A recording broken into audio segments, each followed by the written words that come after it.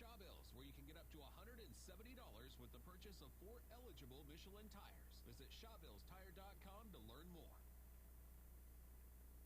From the WBRZ Weather Center.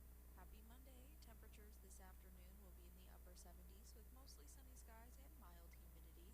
Tonight will be clear and temperatures will drop into the mid-60s. This same pattern will continue all week long. By Tuesday afternoon, there will be enough moisture around for some scattered showers. Rainfall totals expected to be pretty minimal if you are in the areas that do see rain. Many areas will also stay dry. A chance for an afternoon shower continues into the weekend as we await the next cold front set for early next week. I'm meteorologist Marissa Nuzzo in the WBRZ Weather Center. Stay connected to WBRZ Weather on air, on WBRZ.com, our apps, social media, and WBRZ Plus.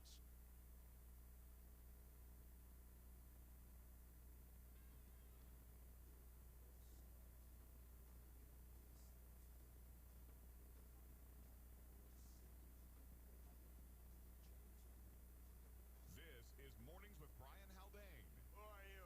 Brian! Brian! Well, I'm really quite something. Mornings are for coffee and contemplation. News and newsmakers. Coffee and contemplation. Traffic and weather. I've been sitting here for 2.5 hours and I still don't know why. Good morning! Great day in the morning, people. Oh, and in case I don't see you, good afternoon, good evening, and good night. Start your day with Baton Rouge's hub for information and opinion. Yeah, well, that's just like your opinion, man. Here is Brian Haldane. And good morning. It's not Brian Haldane this morning. This is Betsy Barnes sitting in for Brian Haldane while he is on some very well-deserved vacation. So good morning. I hope that you all had a wonderful Christmas holiday. Happy Hanukkah, and are getting ready for the new year. So it's a pleasure to be here in studio with me is Taylor Sharp producing this morning's show. How was your holiday? It was good. It was interesting. I got a phone call from Chris Elliott about 5 o'clock heading home from vacation yesterday asking me to come in. And I was like, well, guess we're doing this thing. So we're both kind of jumping on the fly today. We are, and I'm so glad that you're here with me. We worked together some in the past, and it's always a pleasure being with you. You're in the know. So we appreciate that so much. And, my co-host, Dr. K. Solar from Rock It Right Entertainment, was going to co-host with me, but like so many, like Chris Elliott, not Chris Elliott, like Chuck P., who's normally producing Brian's show, and so many of us have gotten kind of the Christmas crud, so she couldn't be with us, but we do have a full lineup today, a lot of newsmakers, a lot of things going on, and we want to share all that with you, and if you want to call in, feel free to call in, and we're going to be giving some tickets away for the Home for the Holidays show that is happening at the Manship Theater on tomorrow night. That's Tuesday, December 28th, and that is going to be a great show with Louisiana musicians who are doing extremely well in Nashville, Tennessee. So we love to promote our Louisiana talent. Speaking of Louisiana talent, we have a float in the Rose Parade for the first time in 133 years, thanks to Lieutenant Governor Billy Nungesser and the Louisiana Office of Tourism. And we're going to be talking about that a little bit later in the show. How do you feel about that, Taylor, that we're going to have this phenomenal Louisiana Feed Your Soul float made of flowers, seeds, and grasses, all about our Louisiana, Lane Hardy performing with Hot 8 brass band out of New Orleans, and some really amazing people from Louisiana representing. Yeah, look, I'm excited about it. I mean, who in Louisiana doesn't love parades? We're kind of known for it down here, right? So, right. It's going to be a good time. Right. So we were in the Macy's parade, inviting everyone to come to Louisiana again. We want them to come back like they did in 2019. 53.2 million people came to Louisiana and wanted to be us for the day, the week, the month. And so, we love a good time. And so we have invited the world to come through the Macy's parade. And again, that was under the Louisiana Office of Tourism, having that float in the Macy's parade with John Batiste. And let me tell you something, that was a huge success. We're going to do it again on the West Coast. We're going to be the Gulf Coast, going to the East Coast for Macy's, and going to the West Coast in California. And it's going to be awesome in the LA area in Pasadena. And so we just know that our band, our float, 35,000 flowers with this whole Louisiana scene is going to blow people away. So we actually have the LSU Alumni Association coming to help decorate that float at the Fiesta Float Barn. So a lot of good things happening about that, and some special guests that are going to be on the float are going to be with us this morning, including Todd Terrell with the United Cajun Navy. He's going to be riding as a special guest of the Lieutenant Governor. We're also going to have Alyssa Carson. She is the NASA Blueberry astronaut in training. So we're going to take a little break in just a second. We're going to also talk later with CJ Solar with Home for the Holidays. And the Lieutenant Governor is going to be with us as we wrap up the show closer to 9 o'clock. But thank you for joining us this morning, and we look forward to sharing our good Monday morning with you on December 27th. And we'll be right back. Hang tight, and thank you for tuning in on Talk 107.3, the new flavor of talk. We're always live on YouTube. Okay, good. Good.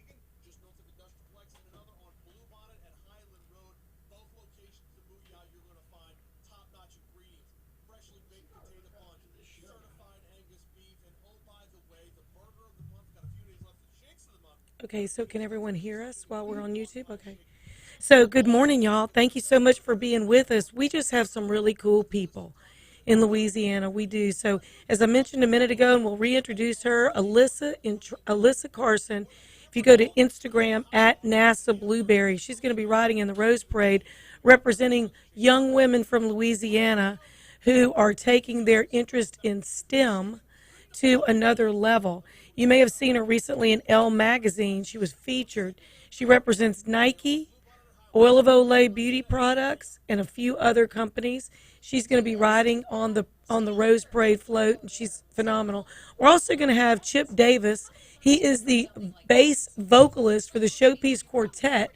And Chip Davis, a lot of people know Chip around town. He's had a number of businesses. He's vice president of Moxie, and he is going to be actually performing the national anthem with his quartet, who is in the top 30 in the world for the Sugar Bowl national anthem, which is, I'm kind of proud of that. Yeah, it sounds like a little bit of a big deal. Yeah, it is a big deal. I mean, to get to sing at the Sugar Bowl at all, I mean, they wouldn't ask me to, hum or harmonica or anything. I mean, I don't really sing. I wish I could. I wish I had a beautiful voice to sing, but, I just talk. That's all I do.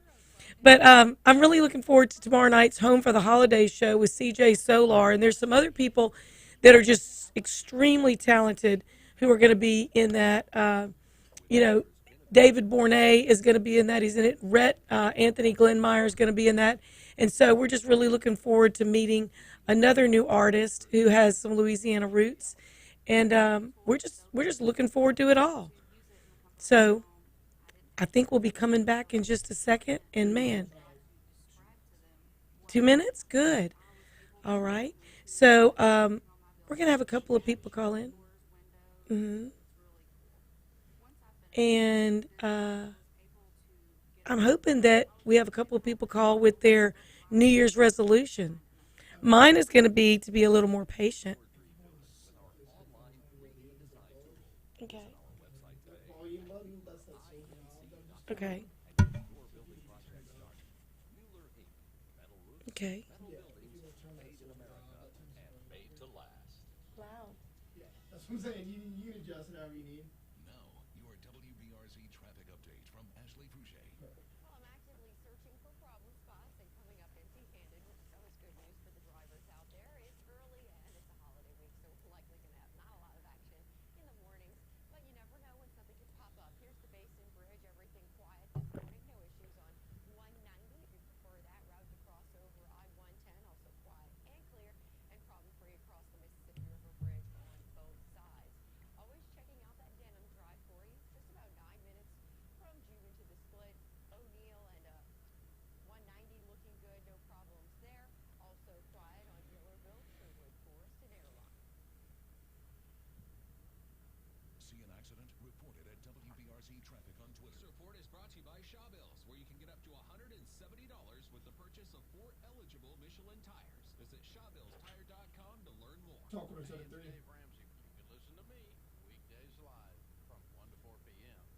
Yep, we're going to have you in 30 seconds. You ready? No, you're good to go. Yeah, it's not preferred. I said, yeah, it's not preferred. All right, give us 1 second.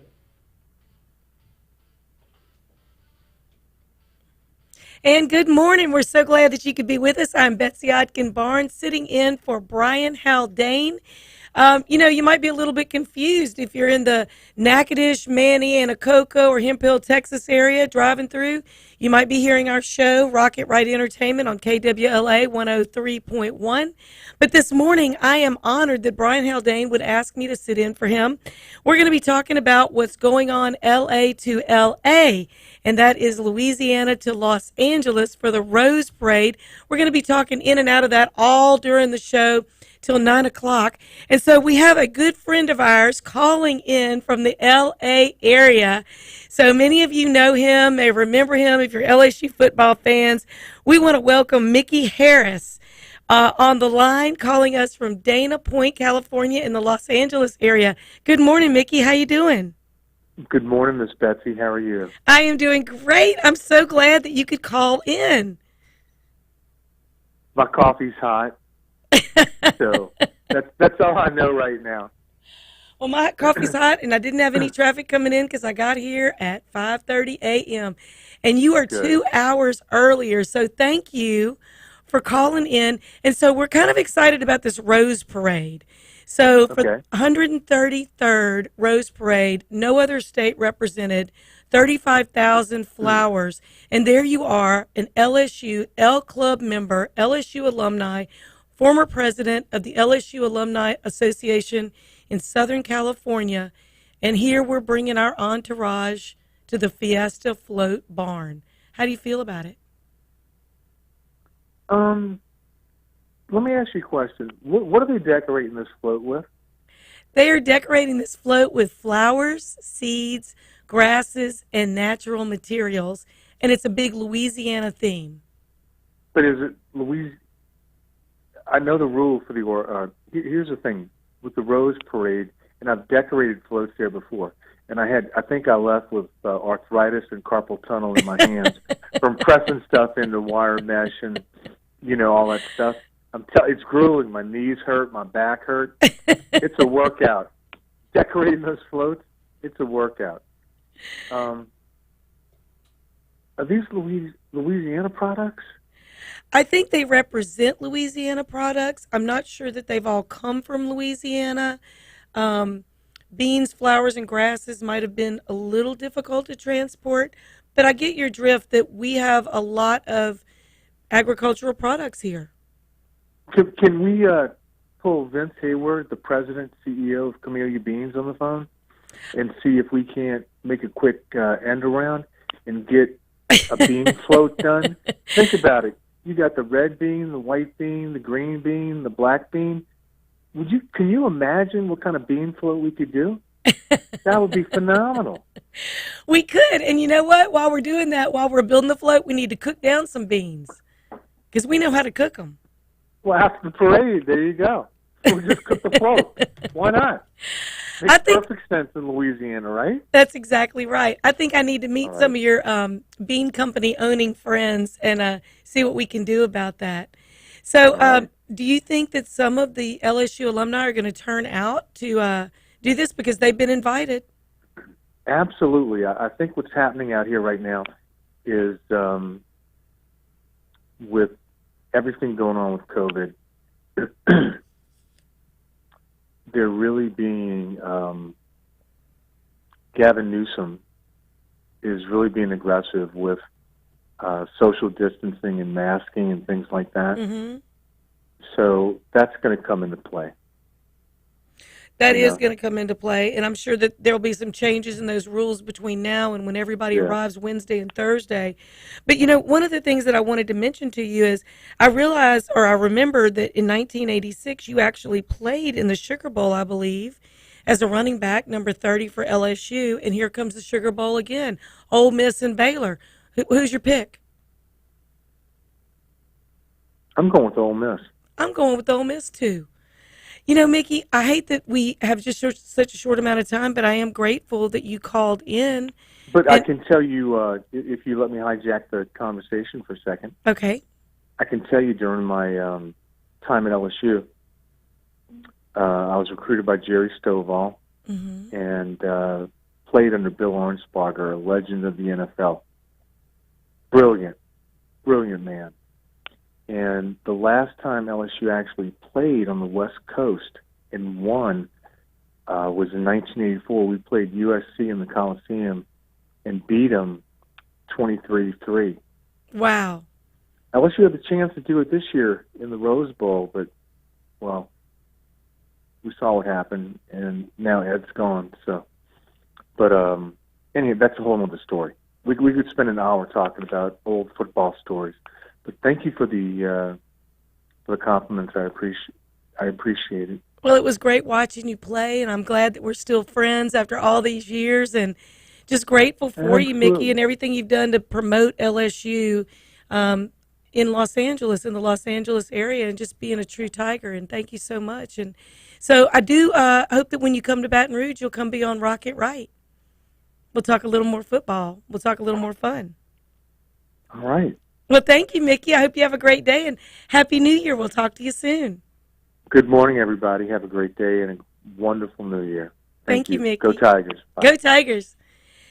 And so thank you so much, Mickey Harris, for calling in. And we are going to be talking with Todd Terrell of the United Cajun Navy in just a few minutes.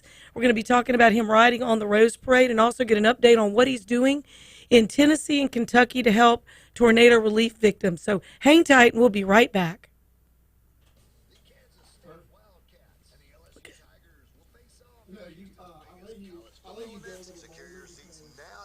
The TaxAct Texas Bowl at NRG Stadium Tuesday, January 4th. Be a part of the college football fanfare all week long. Will we get in trouble? Bowl week events, tailgating competitions, live Texas music, and so much more. All benefiting Houston's oldest children's charity, the Felton Children's Center. Find your tickets and suites today at TaxActTexasBowl.com. That's TaxActTexasBowl.com.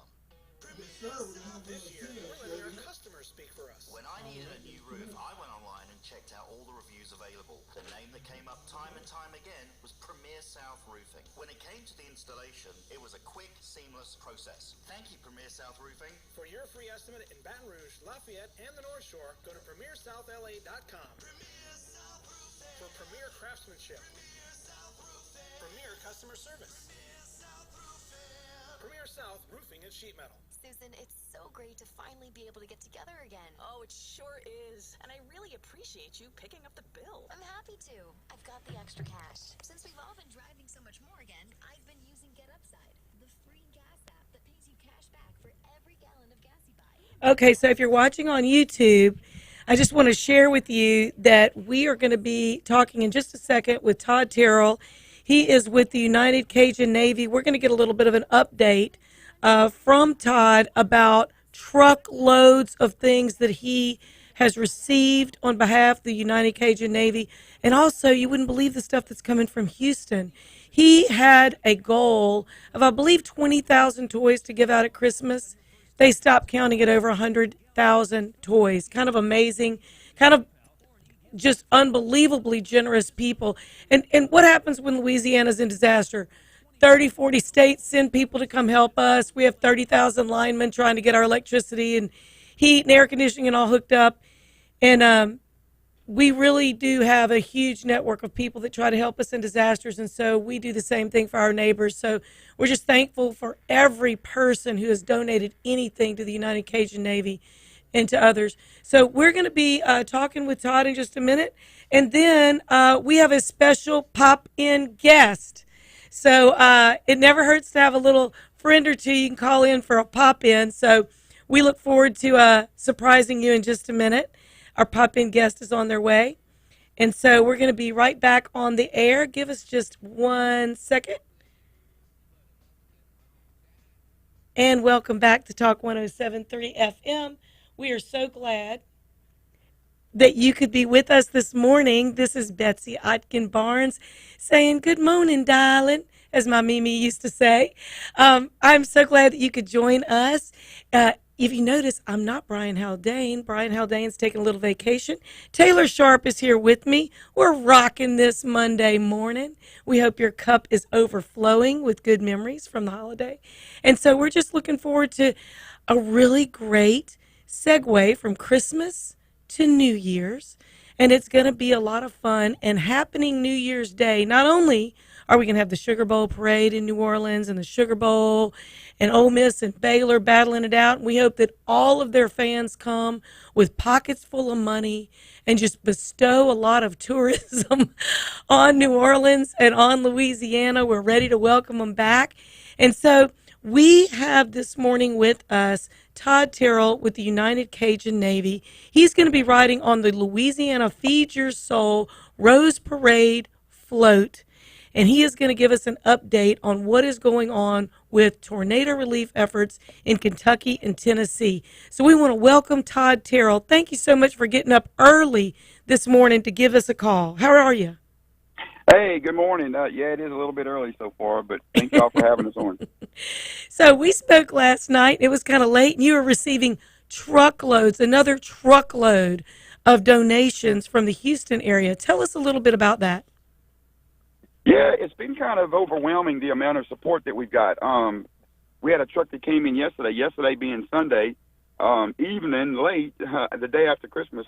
We had a load that came in, Mattress Mac, furniture store, gallery furniture over there in Houston. You know, great supporter of ours. Sent us another load of supplies that they collected. Houston Astros, you know, they all gave in a bunch of supplies, and it came in. The good thing about Baton Rouge is a lot of us are from Baton Rouge. We have a lot of volunteers here. We bring the supplies in here that we sort them, and then we can ship them out to the tornado victims up there. A lot of times areas get overwhelmed with supplies, clothes and you know, paper towels and you know, Vienna sausage and everything, but they don't really need it a lot of times at that moment. We started. The good thing about it is we are 24/7 basically now. You know, we're running 3 to 5 semis a day out of Baton Rouge, up to Kentucky. So it's a great thing that's going on here. People just really want to help. That is amazing. I mean, you know, people talk about it being hard economic times and things like that. I tell you what, maybe the United Cajun Navy needs to be over the shipping and ports in California. Maybe we can get some of those products off the boats, on the trucks, and throughout America that are a little bit delayed. I mean, y'all run a tight operation.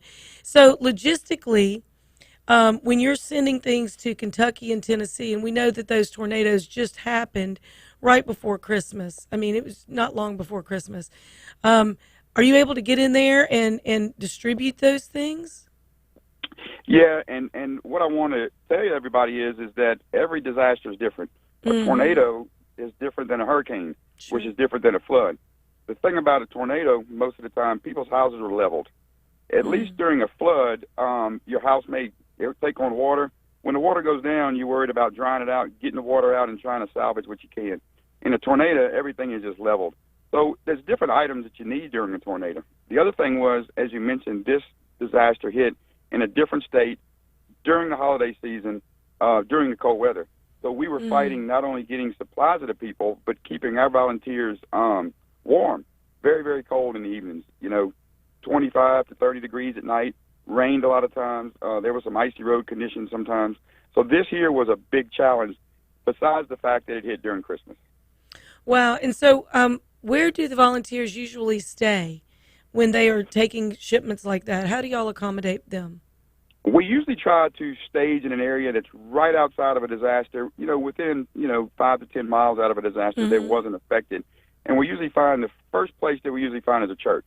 And we were fortunate enough to have a church within a couple of hours after the tornado hit that had reached out to us, and they said, "Are y'all coming with supplies?" And we said, "Yeah, we need a place to stage. We need a place for the volunteers to come." They said, "We got it.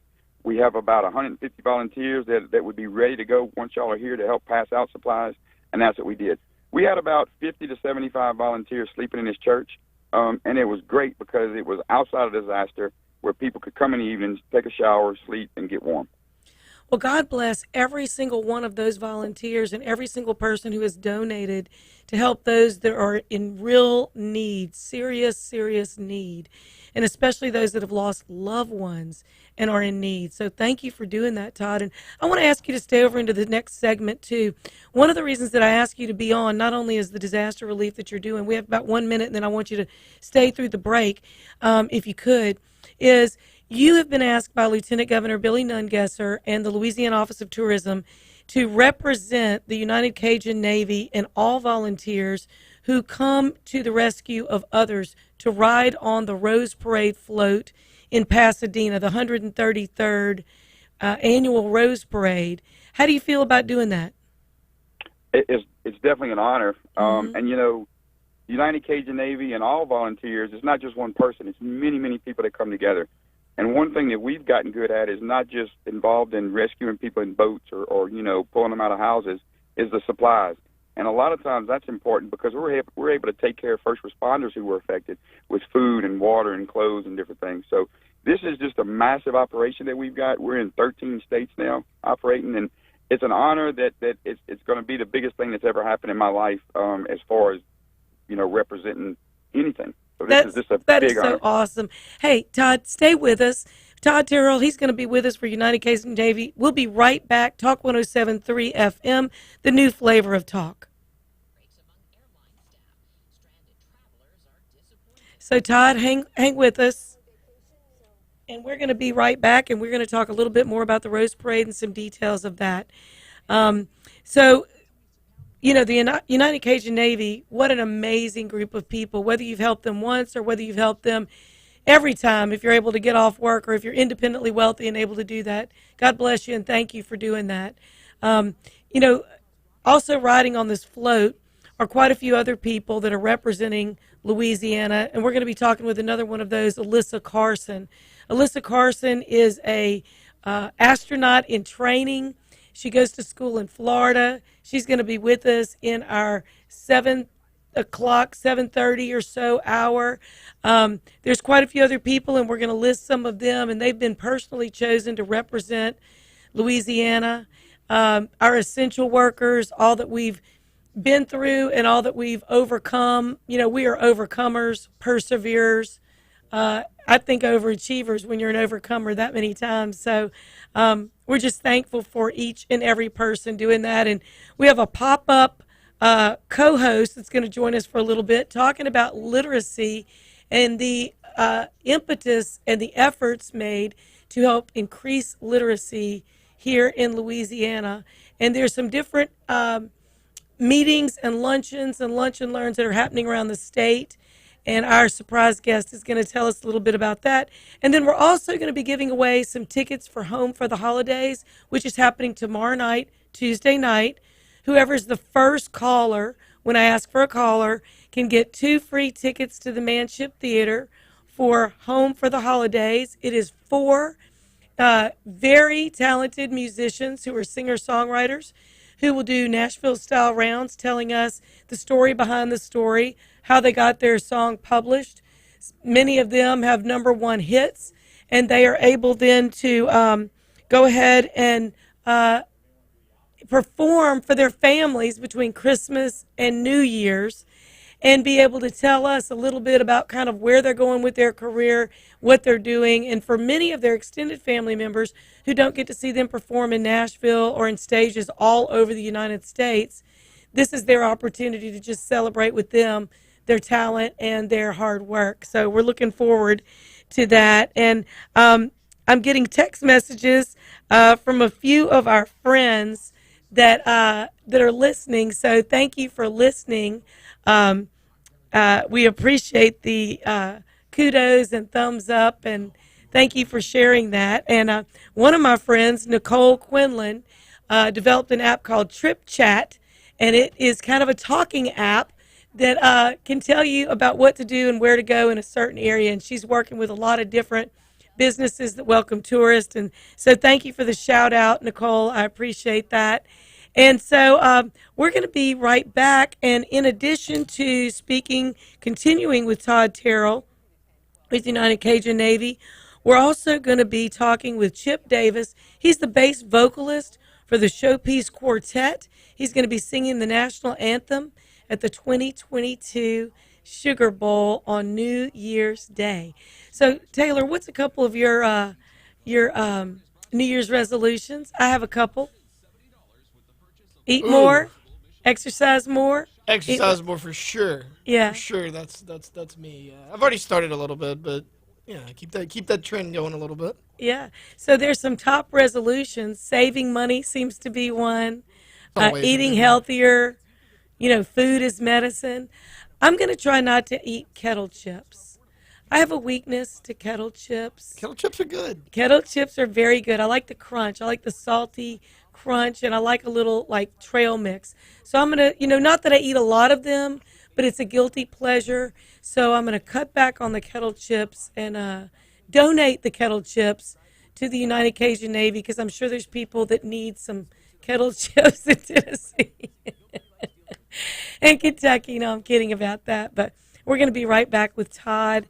And then we're also going to talk with CJ Solar. And at the end of the show, Louisiana Lieutenant Governor Billy Nungesser. We hope you'll be able to squeeze us in. And we're going to be visiting with him about what he's doing to revive the fourth largest industry in our state, which is tourism, oil, gas, agriculture, tourism.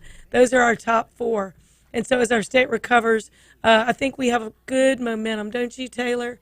Good momentum moving in that direction, that we're going to get all of our essential restaurant tourism workers back on track. We're already kind of on track. I mean, we are. Obviously, it's still a thing, but restaurants are having a hard time. It's nice hiring to people. Go out and you're not limited capacity, all this. So yeah, it's getting back to normal a little bit. I mean, I can see it going in a positive direction.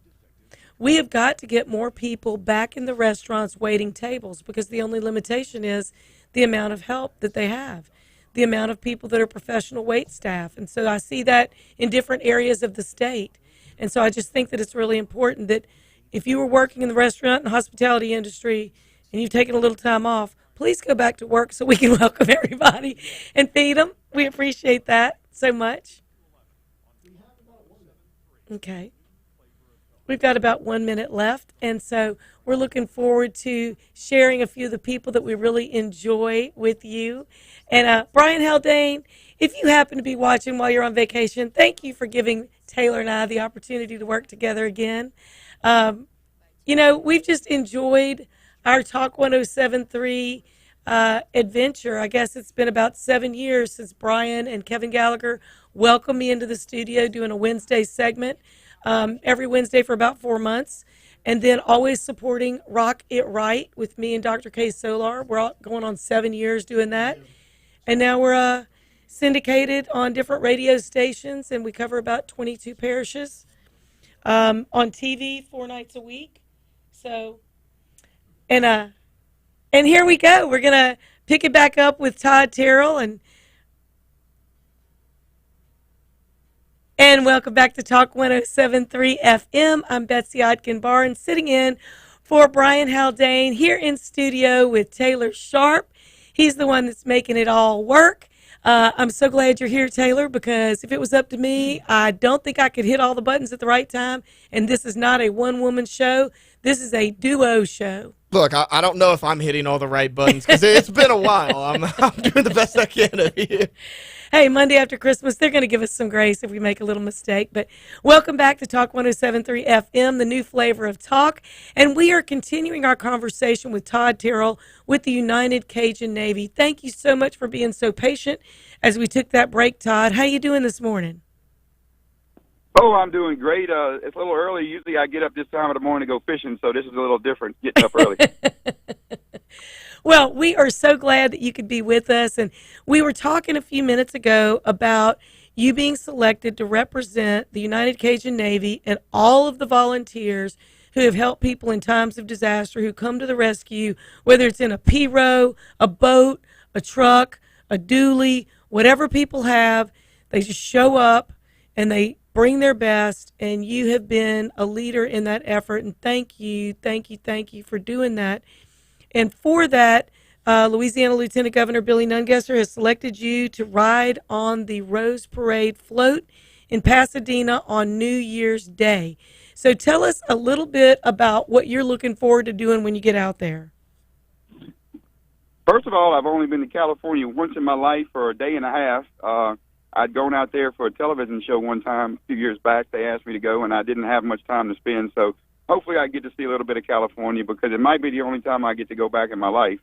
So I want to definitely see some of the sights. But the big thing is to represent all volunteers is an honor. You know, it's not just about me. It's not just about even United Cajun Navy. It's about volunteers that help others, and especially Louisiana, because we know what it's like to need help, you know. Don't we? So it's just an honor. Yeah. You know, we had 8 tropical storms and hurricanes and an ice storm in the last 20 months. And we had Hurricane Laura, Ida, Delta, Zeta, and it has just been devastating to our state. But I am always grateful when I see those lineman trucks and electrical trucks and other people coming into our state, and I know they feel the same way when they have a disaster, when they see us heading in. And so, you know, I'm always amazed by the number of people that show up to help others. And about how many volunteers do you think in the last few years annually y'all have had? Is there a way to even keep count with that? Yeah, we've got a database of over 6,000 volunteers in our database. And we got a new system to where we can send messages out to the volunteers. We can, you know, if we need a boat or a certain kind of boat, we know people that are in our registry that have certain kind of airboats, or, you know, we know people that have chainsaws or whatever. So we've gotten really, really good at that. The other thing is we've gotten a lot of volunteers that are from up north that come down here. This past year, during Hurricane Ida, we had a guy that drove 4.5 days from Idaho. Wow. Come down here. He had a dump trailer and a tractor. He just wanted to help. You know, he saw us online. He wanted to help. So it's amazing, and people want to be a part of this. You know, the other thing is not every disaster do you need a lot of help. You know, so we know what needs to be done pretty much and what volunteers are needed. We don't want these people driving 4 days to come down here to do nothing, basically. Right. So we've got a very, very good database. We get a lot of media that comes in and gives us good coverage. And from there, we're able to reach out to other organizations that may be able to help us if we can't. So it's just a great thing to see ordinary people coming together to help others. Well, and also the United Cajun Navy doesn't wait. Sometimes you get kind of held back by FEMA and others in disaster areas, so it's important that that communication goes out to those volunteers so they're not just, you know, loading up their boat and heading out till you know you can actually get in there. And so it's really important, the timing also. Yeah, and that's correct. And the other thing is it took us years to understand and learn that, you know, the government and certain groups and law enforcement can only do so much. That's right. Because that's what they can do. And that's when we step in and we can do anything. We've got airplanes and helicopters and things that we never thought that we'd have in our arsenal. One thing that we really have gotten in the past year and a half is drones, even heavy lift drones. Wow, I did not know that. That's amazing. Oh, this past year when it was when the roads were frozen up in Mississippi, we had drones that can get up, go over the Mississippi River, drop medicine off to the other side when the bridge was closed. And that's something that we're working on really improving next year, is these heavy lift drones, especially to get medicine and, you know, communication and phones and stuff in the areas that you can't get communication with. So we definitely are improving. A lot of new technology going to be coming out next year. And it's making a lot of these disasters not have as much death and injury as they used to. Tornadoes are a little different. You know, it's not like you can outrun a tornado. No. And you're not really sure what direction it's going to go, so it's kind of hard to get out of the way, isn't it? Yeah, that's for sure. I'm very impressed with the fact that you've been able to use these heavy lift drones to deliver medicine, especially. That is a lifeline for people that are diabetic and they have other critical medical needs. To be able to do that is phenomenal. I had no idea. So I don't think a lot of other people did either. If people want to sign up to help or become a part of the United Cajun Navy, what do they need to do? You could go to our website, www.unitedcajunnavy.org. There's a donate button, there's a volunteer button, or you can request assistance. There's a form that you can fill out to get help. And being in 13 states, we have a network of volunteers that we could pretty much help anybody anywhere. But if we can't help them personally or directly, we can send it to another organization or another group to help. So it's just a great thing. But www.unitedcajunnavy.org. Wow, that's amazing. That is really, truly amazing. You know, you're going to be riding on that float with some other amazing. I mean, that word is just so overused, I know, but you are going to be riding with some other very distinguished co-riders that have been selected, like Ashini Madi. She's 17 years old, and she has started a 1,500 book library for reading. It's called a Reading Rainforest, and that is at Providence House for Homeless Shelter in Shreveport, trying to help children and underprivileged youth with the educational opportunities they need. You're also going to be with Deputy Dylan Crawford, who is going to be representing the St. Tammany Parish Sheriff's Department. He won the Louisiana Sheriff's Association Deputy Valor Award for rescuing people from drowning. He's also going to be on the Rose Parade float with you, and you're going to meet Dr. Brian Parker, representing our medical community and essential healthcare providers through the pandemic. Also, Kara Bailey Lee, representing the Jefferson Parish School System as Teacher of the Year, and Alyssa Carson, we're going to have her on, and then Miss Louisiana, Julia Claire Williams, and Miss Louisiana USA, Tanya Crow. I mean, what a great group of people, in addition to Lane Hardy, our American Idol winner, who also represents Louisiana Office of Tourism, and Hot 8 Brass Band. You talk about a good time. Todd Terrell, I'm a little jealous. I'm a little jealous that I'm not going to be on that float, because y'all are going to have a good time. Yeah, it sounds like it. And you know, until you just said something, it really hit me hard who all is going to be there. One of the biggest things is also we deal with a lot of underprivileged kids and stuff. So, you know, there's no telling what's going to come out of this, even with just a little group of the impressive people we have there. You know, so this is just going to be a great thing. I think that it's really going to give Louisiana a lot of exposure as to what we do. And a lot of people think that we're just a bunch of Cajuns with boats and go out and yee-haw and act crazy. But, you know, that's what makes us able to do what we do, that people have boats and help and trailers and trucks here. So it's just going to be a great thing, and it's just an honor to be involved in this. Thank you so much, Todd, for being with us this morning. Have a great time in Los Angeles. Thank you, and we'll be talking to you again. Wow, what a cool opportunity. So we're going to go to a break. We're going to be right back. You're listening to Talk 107.3 FM. Good morning. It is 6:47 a.m. We'll be right back.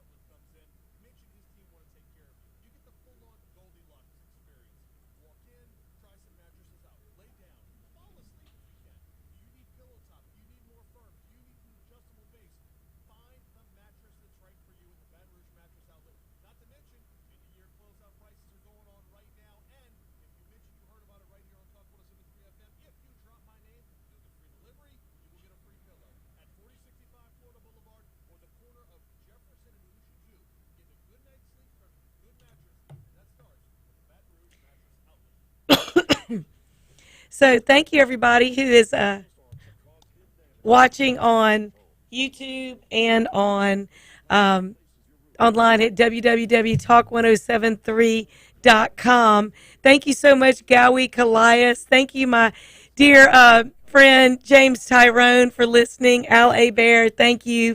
I appreciate you chiming in. Michael Newman, thank you. Hostess with the mostest. I appreciate that. Roxanne Moray, owner of 3D Studios in New Orleans East. Thank you for chiming in. I really do appreciate that. And thank you for everybody that's listening and watching and just sharing all the good vibes that we have, good energy in Louisiana right after Christmas. We've all been showing each other the love, and we just are grateful to be from here. Representing Louisiana, representing everything that we stand for, the good food, good people, good times. And this has just been a great holiday season for us. So, you know, we're getting ready for the new year. And so what are your resolutions? I have a few resolutions. How about you, Taylor? Besides eating a little bit better, I really I want to get serious about toning up. I've lost some weight over the last year. I just want to tone up a little bit, feel healthy and happy.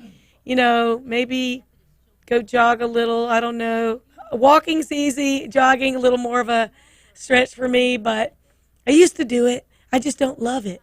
I just need to do something that I love like that. Yeah, look, I'm in the same boat as you.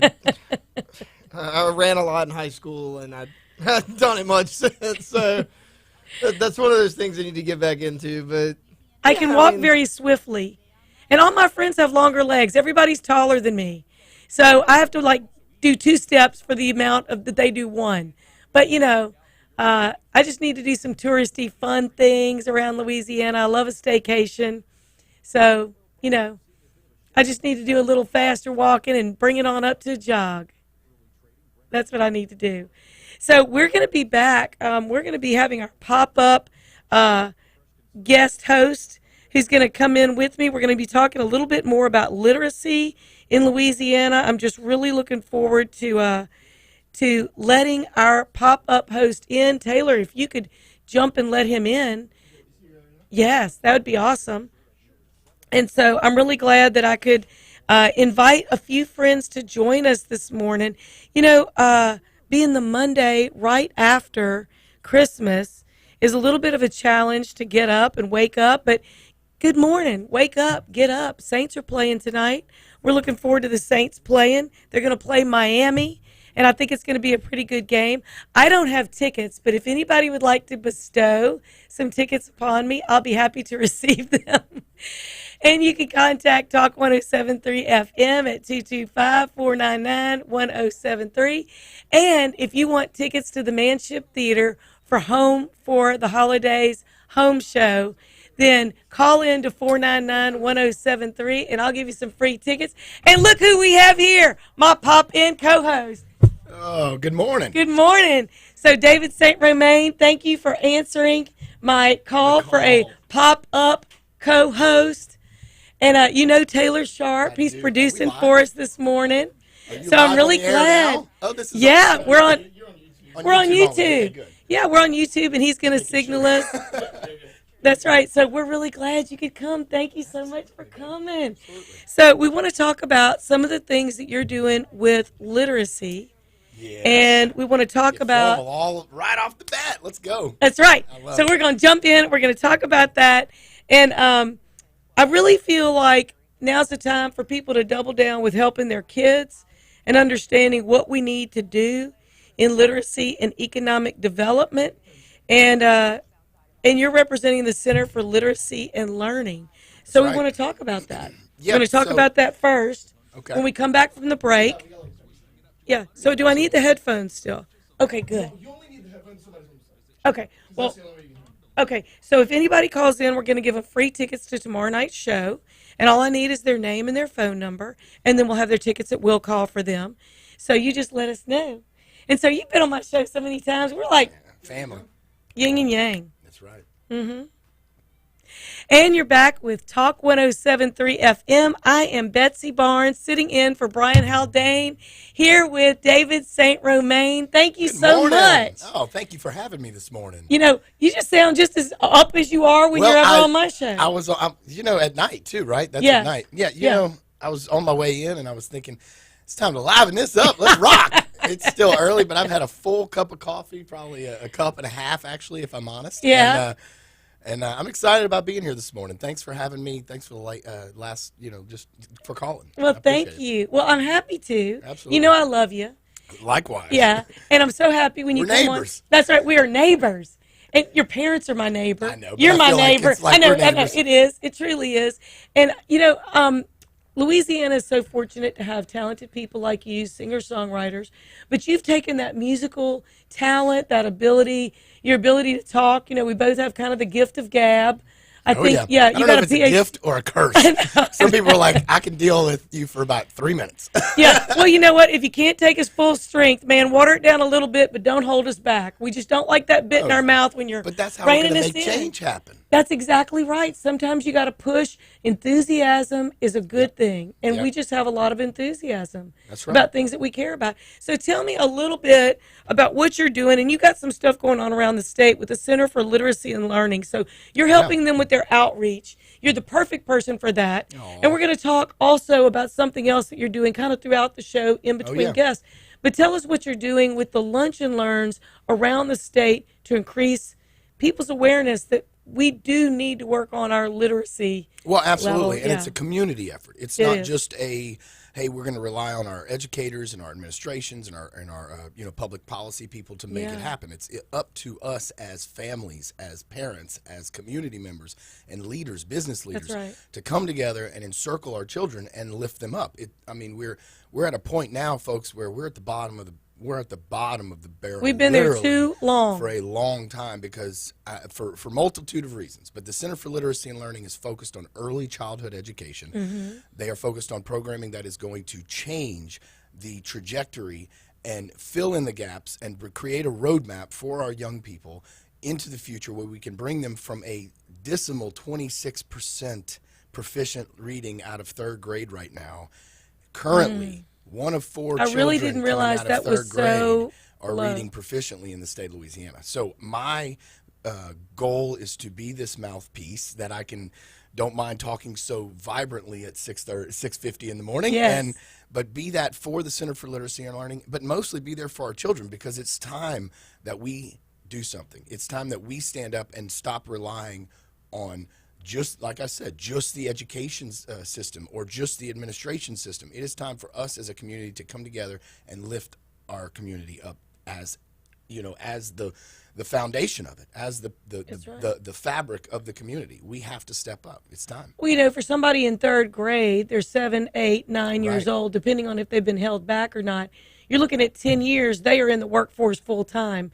And if they don't become proficient in that or don't get assistance with any learning disabilities or get diagnosed with a learning disability and get assistance for it, that's our workforce, and they're stuck at a minimum wage job. And if you're waiting on minimum wage to really go up across the board, you cannot feed a family, buy a car, pay rent, pay a house note on that. So we have got to elevate our workforce. Absolutely. That is so important. And 10 years is no time. It's no time. So we know there's statistically that 88% of our dropouts were not proficient readers leaving third grade. That is data that has and been 1 in kept. 5 has dyslexia, dysgraphia, dyscalculia. There's all times, all of these variables.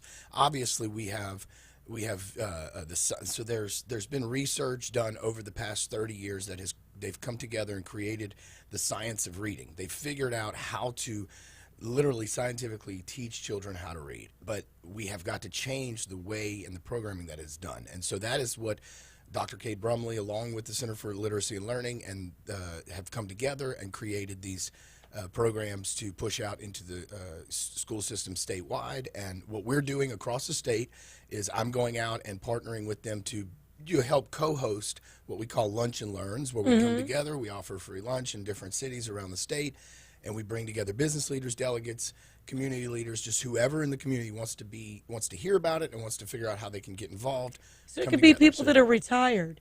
It could be people that are teachers. It could be people looking for a career change and thinking they might want a mentor. It could be anybody that wants to volunteer. Looking for a job.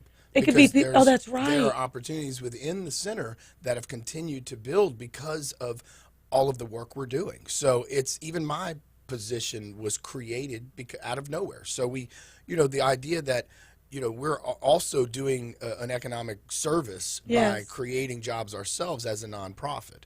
So, but we mainly what our our mission is to bring to the public the awareness and to create just an actionable task. It's time to step up and do something. So we spend almost $300 million a year trying to change what we have not done in the first place when it comes to literacy. God, $300 million. You mean as a state? $300 million a year. So that's what we can change. If we can fix it before they fall in, thank you, Amanda Brunson, for that analogy, fall into the river through the bridge, we stop picking them up downstream. It's time to fix the bridge. No doubt. Yeah, we need to do that. Sorry if I'm talking fast. No. Hey, look, fill it all in. We just have about 30 seconds, and then we're going to go to a break, and we're going to be right back. But how do people get a hold of the calendar for this? What is the website where people can find this out? Great. Thank you for asking. mycll.org/LEDS, LEDS, Louisiana Economic Development Summit. Okay. So mycll.org/LEDS, LEDS. Well, David St. Romain, my pop-in co-host. So thank you for hanging with us. We're going to take a break. We'll be right back with Talk 107.3 FM, the new flavor of talk. So easy. It's just so easy. David's so easy. So we just do. Are we on YouTube still? Yeah, we are. Thank you for reminding me. So I do want to talk about Songs of Survivors. Yeah, and look, Stacy's blowing me up right now. So one of the things that David and I have talked about quite a bit is we are going to be doing some work together. I want to help add to the public awareness of his Songs for Survivors organization, a nonprofit that David started to help people of all different ages and walks of life who have been through something traumatic, where they come together and they write songs together in the case of veterans, or they're working with youth who could be at risk. And we're going to talk about that a little bit more and what you've been able to do with helping kids learn about beats and music and tying into some of the things culturally that are appealing to them. Meeting them where they are. And then pulling them in to be able to mentor them in a way that is going to benefit them long term. And also to provide an example of what they may not see in their everyday life. You know, and that's a great opportunity. And so we are going to also invite anyone that would like to call in that wants to go to the Home for the Holidays show with your friend CJ Solar, Rhett, David St. Bourne. Romain. That's right, All Rhett. my friend. I love that. You do, and you're so good at just picking up a guitar and, you know, it's like riding a bike. It is like riding a bike. I heard a great story from Dr. John. He's like, I just do what I do. Do what I do. When he told me that one time when I met him in New Orleans, the only time I met him, I was like blown away on my heels. Maybe a little intoxicated at the moment, but I might have said, I just love you so much, man. And he looks at me and goes, I just do what I do. I do what I do. Man, that is the quote of my life. That's right. I do what I do. And you never know where you're going to do it, like here this morning. You got to be flexible. That's right. What's up, girl? Anna's giving hugs. I know. I love you. I'm good. Good. I saw Brittany last night. Her and Kendall were at Fat Cats Jam. I was there till about 11. Yeah, it was awesome. I like a little live music on a Sunday night. I like live music every night. What can I say? We had the incredible, talented. I know we're off on the subject, but yeah, we'll talk. So basically, I quickly go to it. But SOS was sort of my brainchild, passion baby, if I want to call it, from my own experience, and you know, and when you hear my story in length, you'll understand. But that was sort of where my work went from music only to how can I give back. How can I share my abilities and my talents and skills with making changes in the world? And that's where my philanthropic work began. And from SOS, you know, which launching went from a solo deal with just me to a board and an office, and it expanded in programming into beats and loops with a class. And from there, I then hired someone to operate, and I'm able to sort of step out and take a macro behind the scenes approach, do these working on it instead of in it at all times. Exactly. Yes. And so together with the Division of the Arts, with CRT and Lieutenant Governor's Office, we are putting on workshops for veterans next year, maybe 8 across the state. We have not officially made that announcement, so that's unofficial, and no contract signed, but we're hopefully going to put on more workshops for them, for the vets next year, which is in preps already. And then we do have summer camps and after-school programs. We've partnered with EBR School District here in Baton Rouge. And I'm telling you, in the next 3 years, I envision Songs of Survivors to expand across the state, maybe even into Tennessee, where I'm speaking right now with the Middle Tennessee Foundation about possibly putting together a Songs of Survivors in Nashville. And people like CJ, people who are family, friends who can make that happen. Let's rock. I'm sorry. Mm-hmm. No, that's good. You're good. So we'll, So that being the case, that's what we're going to do. That sounds wonderful, and that is so needed. I know you know all this. And I don't know all that because you got something new every day. You do. You got something new every single day, and that's why I want to be. And that's why I want to be a part of it because I just feel like it's going to elevate all of us. Well, it is. You're a huge asset, blessing. I don't want to call it asset. It sounds weird. You're a huge blessing in my life. So you're in mine too. That's the way I feel, yeah. So yeah. You absolutely are. And so what we need to do is we need to elevate the awareness. That's the main thing. Mm-hmm. So talking it up. Oh yeah. We can get an audience. That segment was great. I can't wait to get it off YouTube.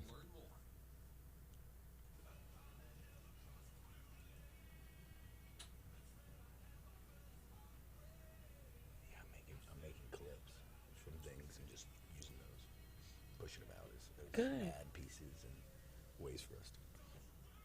And you're back with Talk 107.3 FM. I'm Betsy Barnes, sitting in for Brian Haldane with my surprise pop-in co-host, David St. Romain. Good morning. Good morning. How's everybody in Baton Rouge feeling today? I said tonight. I think if they went out last night to Fat Cat's Saloon and heard a little music, they might be feeling like they're just waking up or maybe not going to get up yet. That was me, though. Yeah. But there was a lot of people as I was driving in this morning, a lot of trucks, so a lot of people are back to work. So if you're back to work, have a great Monday. That's right, and stay safe. As we heard just now, I don't think any accidents currently, so thank goodness. It's a unique Monday, and I think there are some people that are off the road because they don't have to work maybe on this Monday. So as you go out, be sure to be good to each other, continue that Christmas spirit. It's hard. It's hard sometimes. You're driving and somebody upsets you and you look at them and you want to go, ah! And then I look at my rearview mirror and I've got that thing hanging down to remind me to go, be nice. Be nice. At all times, joy. Joy. Be grateful and be joyous. That's right. Count it all joy. Yep. That's right. We're all victims of it. I've yelled out at somebody. I know I have. And it's just, I have to remind myself. So it's good as you're driving in this morning to remember to remain with that joy and that happiness that maybe you felt coming off the holiday. And if you didn't, maybe you can feel some today. Well, hopefully people will bless others by being joyful and by trying to just be kinder. That's right. I think the holidays do bring out a good kindness. You wouldn't know it by the number of shootings that happened over the Christmas holiday, but that aside, there's been a lot of people that this was their first holiday, their first Christmas without a loved one that's normally there. Yeah, we dealt with that in our own family. Yes, you have. So, you've lost your father-in-law. My father-in-law passed last month, and so it has been a challenge within our family this year. But, support from others, friends, and, in my family to support. It has been incredible to see the amount that has come over. So if you are one of those people, know that you are not alone. There are people out there who you can reach out to, and even if it's just somebody at the gas station, you need to just say something to. Speak up, say something. Don't hold it in, because there's that's where we start to lash out, or we begin to think terribly about ourselves, and and so I don't want to get into all this because that's my world. Which I like to help people as much as I can. Right. But, remember, on this Monday, if you didn't have the greatest holiday, you got a lot of people like us who love you. So call get some free tickets for tomorrow night's show, and you'll have something to be joyous about. That's right. So if you weren't sure what you wanted to give somebody, didn't get a chance to see them, you might want to go to the Manship Theater tomorrow in downtown Baton Rouge. It's one of my favorite theaters. I love it. Awesome. There's not a bad seat. Tomorrow night is the 12th annual Home for the Holidays show featuring CJ Solar, a new addition to the Home for the Holidays show, Alex Smith, Rhett Anthony Glenmeyer, and David Bourne. And so CJ is going to join. An incredible show. I know, and People don't even understand the talent they have in that room. Look, we have so much talent in Louisiana, we kind of take it for granted, don't we? Kind of. We kind of do. If you look at Red Stick Music's lineup of music in Baton Rouge alone, in the region, in the capital city region, we have like 50 to 60 shows every weekend. We do. I love redstickmusic.com, and I got to tell you, this is a little mama moment. My son will probably kill me over this, but anyway, so Red Stick Music, of course, there wasn't a lot of music happening last night, Sunday night, but my son was the featured performer, Peyton North, at the Basin Music Hall on 3rd Street last night. So they have this big music showcase, I think once a month on Sundays, and he was the featured performer. So I was like really proud of him. I did not go because I had to get up at 4 a.m. to be here and be cheerful, but have a couple of cups of personality. Oh yeah, medium roast. But every mom is. I mean, I'll even in my one only charted song. Sorry, my little ego coming out for a second. My one and only charted song was a song about my mama, and so I know moms hold a special place in most people's hearts. Yes, they do. And so it's. I don't like to speak for everybody, but it is a very special thing. There's a line in that song that talks about you were my first fan, my very first fan for my very first song. You know? And so there's nobody more of a fan than a mama. Exactly. So, we're fierce. So y'all, mama bears. Ask Kay. She knows all about it. I love it.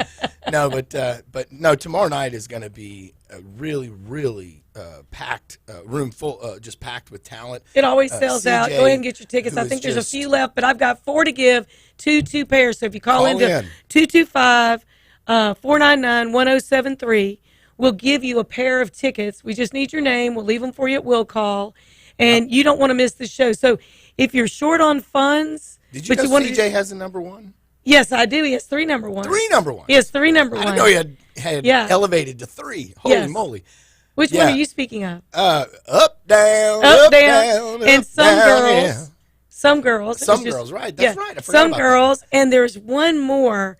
Golly, I should know this by heart. I can't. Jameson Rogers' song, a young man who just came out. Yeah, and then David Bourne. People don't realize. Oh, Jason Aldean also has recorded one of his songs, and that's "I Don't Drink Anymore." Okay, but I don't drink any less. You know, David Bourne. He is the son of the voice of the Tigers, Dan Bourne, who is one of the most motivational speakers I've ever heard. I love and his brother him. Jason. Great people, great family. People don't realize the talent though. David left Baton Rouge and went to Nashville and really just found himself as an artist and is really, I use that word a lot. Can you tell? It has he's expanded his just the vibe that he brings with his music. So cool. He did a very cool fundraiser last week or the week before in Nashville. That was he's just a dear friend and a great person. Big heart, loves people, and he's really turned out to be an incredible songwriter. So I'm just kind of blown away as him. And then I don't know if y'all know, y'all remember. Everybody remembers Rhett Glenmeyer as Rhett Anthony. Yeah. So if you see Rhett Anthony, he likes to go like Rhett Glenmeyer when he's songwriting because we like to use our real names there. Get a co-write on that. Right, exactly. But Rhett played at Losers in Nashville for like a decade. I went and saw him there. We all did. And I played with him, and Bourne played with him, and CJ. We all did our little stints with him. But Rhett sort of had he almost needs like his jersey hung at Losers and retire his number. That's like his guitar or something. Exactly, because he's played with everybody. Dave Grohl, Zach Brown, Tim McGraw. Like there's nobody that hasn't come through there having a good time with their friends who are artists. Who did? I mean, he would regularly play with. And he helps so many people come from Baton Rouge with a guitar and a backpack. He doesn't get enough credit. He doesn't get enough credit. Rhett Anthony, just like Chris LeBlanc, are. I love some Chris LeBlanc. They are the staple. Staple of this music scene. It's the heart, a huge here. heart that they have. Michael Foster, these certain people that have been here for, and I'm sorry to go off. I continue. I'm sorry. Yeah, we're good. Sorry, we're all good. I'm gonna just take over. No, we're good. We're really, really good. That's no problem at all. One of the things I wanted to share with people is about the music studio that you have. We have a couple of minutes, and I want you to share about the Songs of Survivors, the office and studio that you now have in the Bocage area. That's right. On Jefferson Highway near Old Hammond, kind of in between across from Stab's restaurant. Right there. Behind Palermo, actually. Behind Palermo. Yep. Well, that's a good restaurant, too. Oh, yeah, it's incredible. Yeah, it is. So you're doing loops and beats with underprivileged kids. That's right. Bringing them in. Tell us real quickly about that and how people can help. This is like a therapeutic project that allows children or teenagers between the ages of 12 and 18, and really it's open to any age, but we focus right now currently on this age group because it's such an impactful age group. You can make such a change in someone's life when you show them there's a pathway other than what they've only been shown. Because unfortunately, we know that there are underprivileged people who don't have the opportunities we have. So what we're doing is taking the music, beats and loops, software and gear, and we're bringing 10 kids in at a time to create beats and loops through a little short program and curriculum, and they come out with an actual, not just learning how to make it, but also with a physical music, tangible product there to bring out, and they just know it's like, oh, I can do this on my own now. I don't have to go to a studio and spend. You're giving them proof of what they created. You can do this on your own, and and this was helped get started by, we started the organization. I did in 2020 and 2019, but with the assistance of partnerships like the City of Baton Rouge, Fine Arts Department of East Baton Rouge Parish, Lieutenant Governor's Office, who's helped us continue to cultivate this project. All of our Olin Corporation, who's been a big that was supporter. A phenomenal Great talk, over $40,000. Every vendor that serves Olin, from all of your industry vendors. So thank you to the 120 vendors. I'm gonna let you continue. Yeah, we've got to go to Medical Monday. Oh, let's do it. So we're gonna learn a little something on the medical side, and we'll be right back with Talk 107.3 FM, the new flavor of talk at 7:15. Yeah, I don't know an off button. Okay. So we're excited that you're doing that with youth. Yeah. I mean, that's so important, and gosh, they need it. I don't know how many shootings happened this weekend. Too many.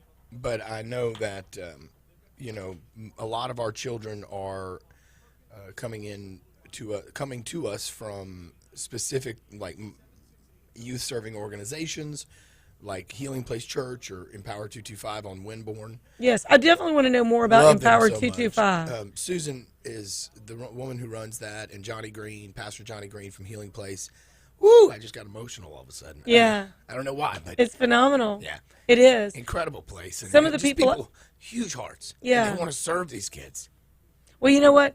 If we don't, what's going to happen? They're going to go straight to jail. Well, they're going to be dead or go to jail. And if we don't create, as the community, create opportunities for these young people, then they're going to end up either victims or some through no fault of their own. And not all children that grow up in at-risk communities turn out to be bad. There are an abundance of incredible children who turn huge out success and incredible stories. Parents, single parents, a lot of single moms who are doing the very best they can. And so our mission is to empower them, to equip them with other resources like organizations like us, and of course, as a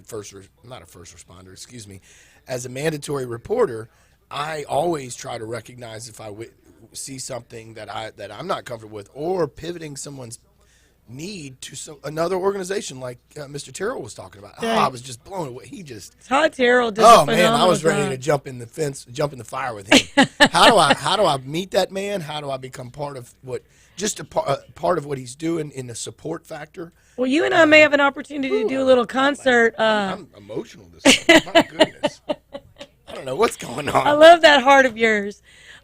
We may be doing something to help support him with a concert to help Tennessee and Kentucky. I was thinking about it the whole way here as I'm hearing him talk, and I heard him come alive at some point in the interview earlier. He was unloading a truck till the wee hours of the morning.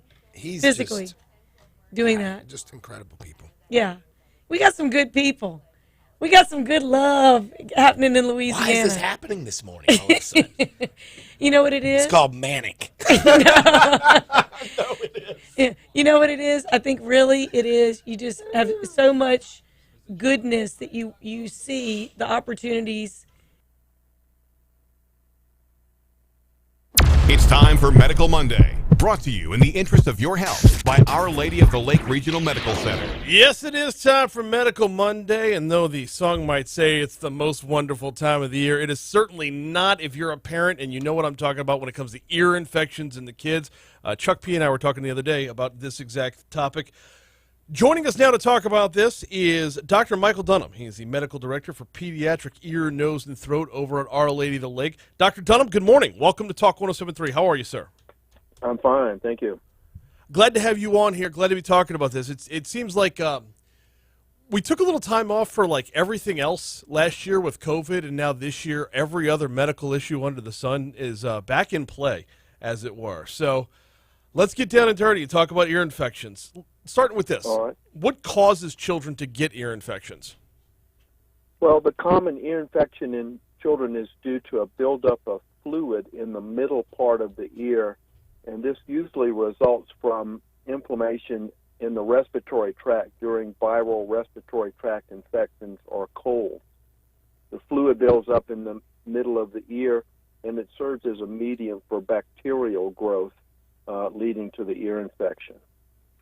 So when parents jokingly say that their kids are literally a petri dish, they are not exaggerating. That's a bit of an exaggeration, but Okay. yes, I think that's close to accurate. So what causes the inflammation?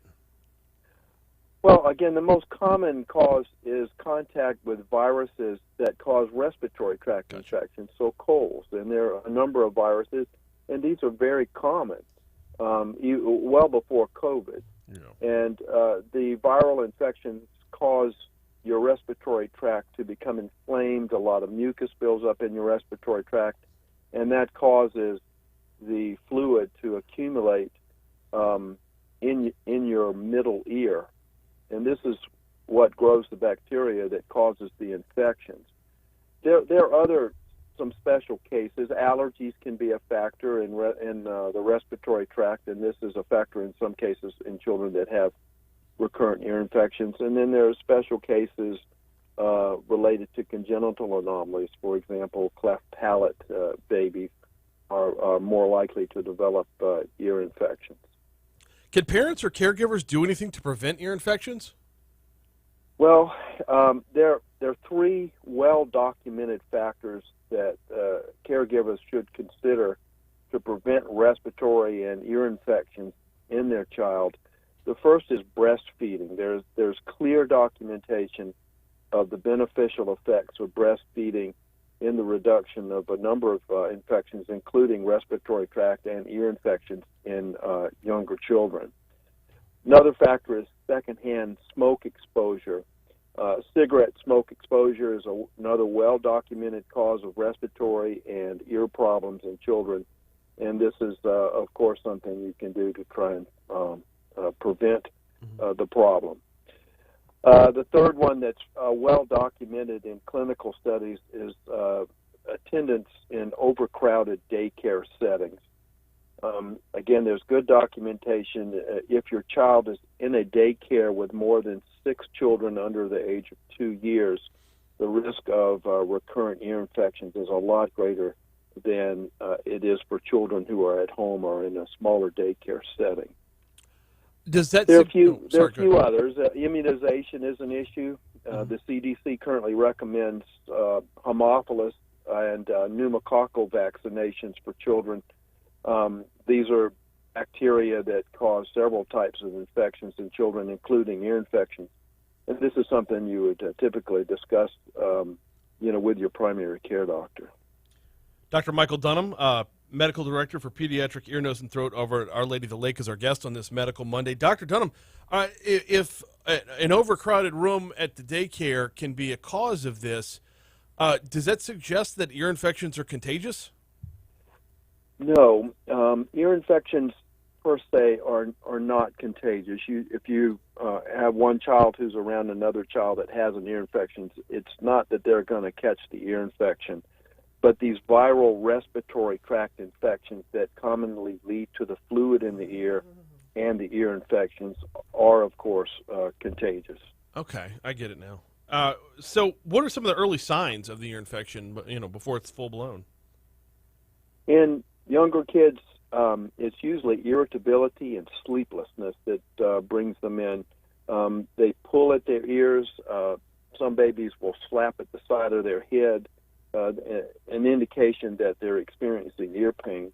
And older children will tell you that their ears hurt. The other is the cold symptoms.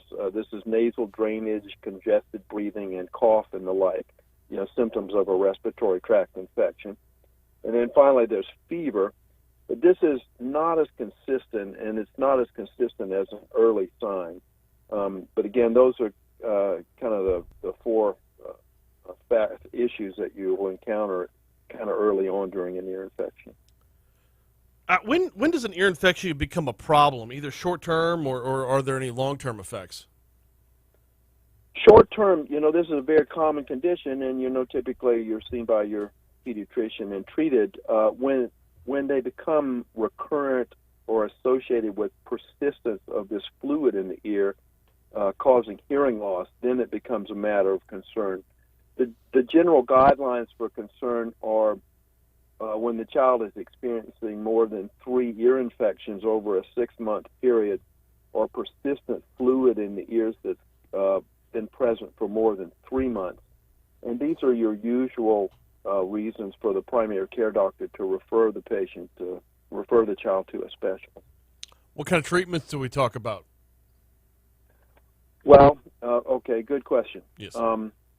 First of all, there's good evidence that not all ear infections require treatment other than supportive care for the cold, things like nasal saline and suctioning of the ears, and many of these infections will resolve without treatment.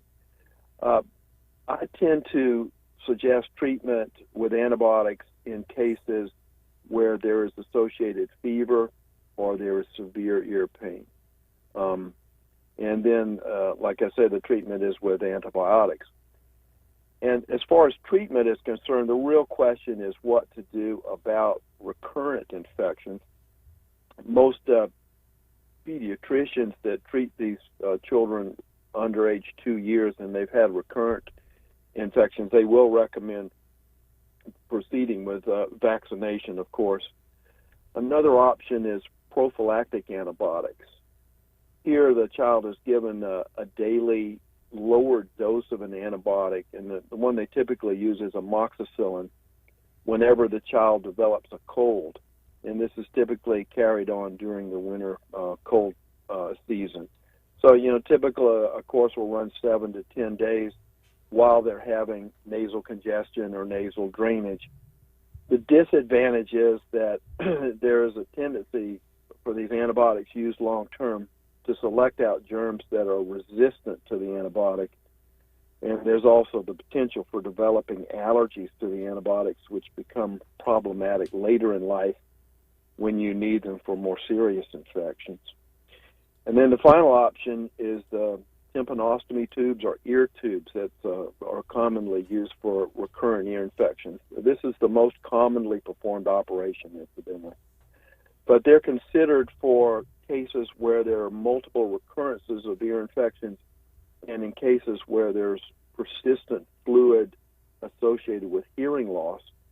And the general indication for this is 3 ear infections over a 6-month period or 5 ear infections over a year, or also persistent fluid in the ear associated with hearing loss.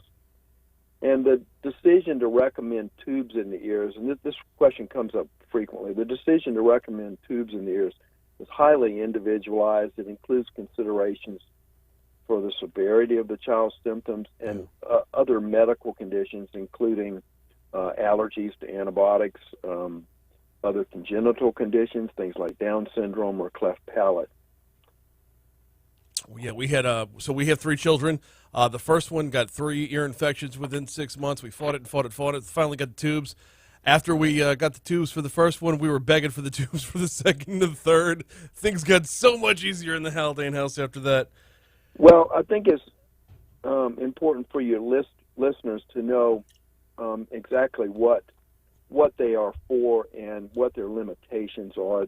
They are not always effective in preventing ear infections, although they tend to reduce the frequency of ear infections fairly effectively. But once you have a tube in your ear, the infection has a route to drain out of the ear, and this reduces associated pain. And the tube also provides a conduit for topical antibiotic treatment instead of antibiotics having to be taken by mouth. And now you're reducing the risks of resistant germs to the antibiotics and allergic reactions to the antibiotics. And the other thing important to say about the ear tube, if you have a hearing loss, if a child has a hearing loss due to fluid in the ear, they are very effective in eliminating that hearing loss.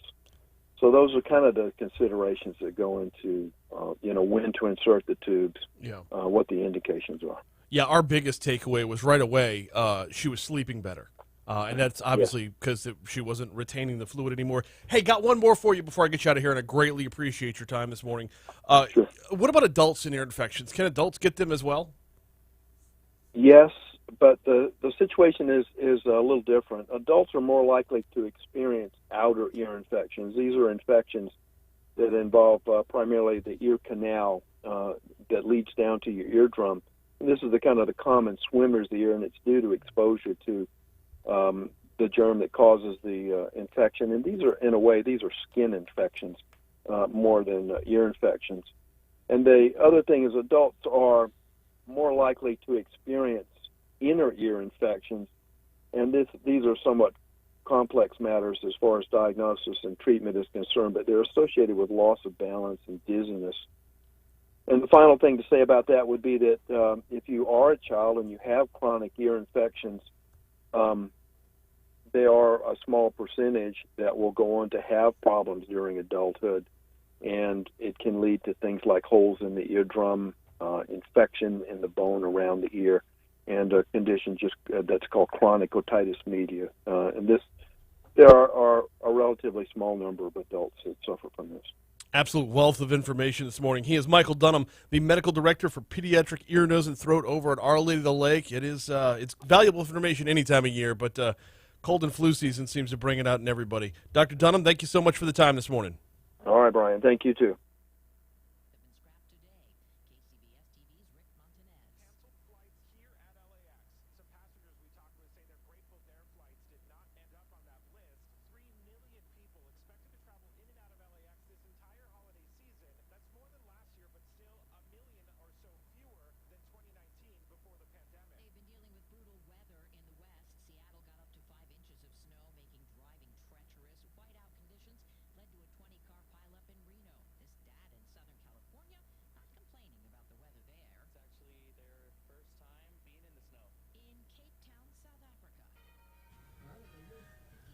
What up, YouTube?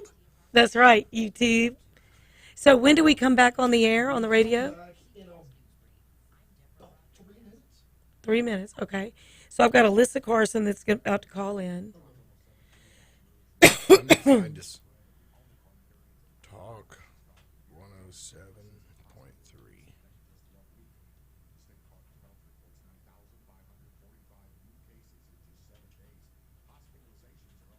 Is it on the Brian Haldane? Yeah. There it is. What? What's up? Yeah, you can Facebook Live us if you want. I'm just going to post. Oh, yeah, there I am. A little delayed, not too much. What's up, YouTube? Welcome out. Thanks for letting me join you, Betsy. I love you. Love you so much. Almost went there. Love you, love you, love you. Love you a long time.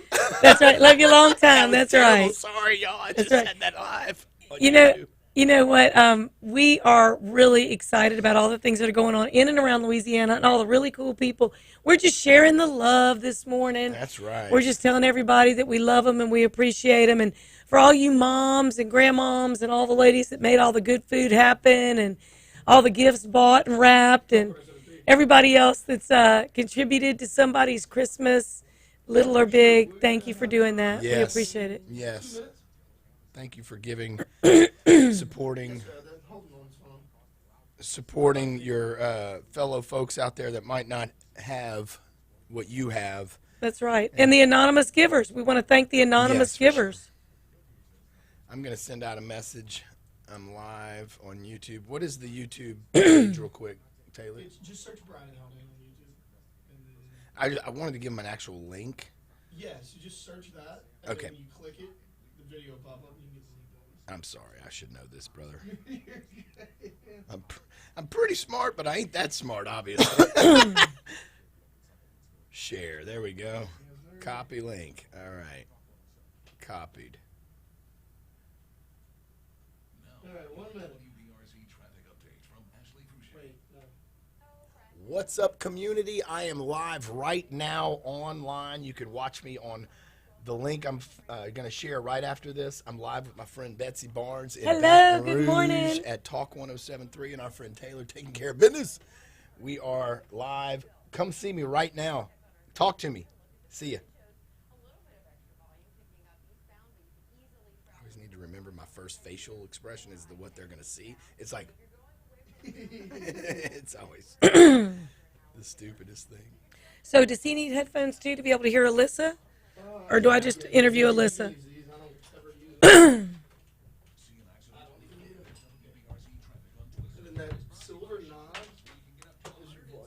Yes, sir. You mean I got to plug this in? All right, we got about 2 minutes.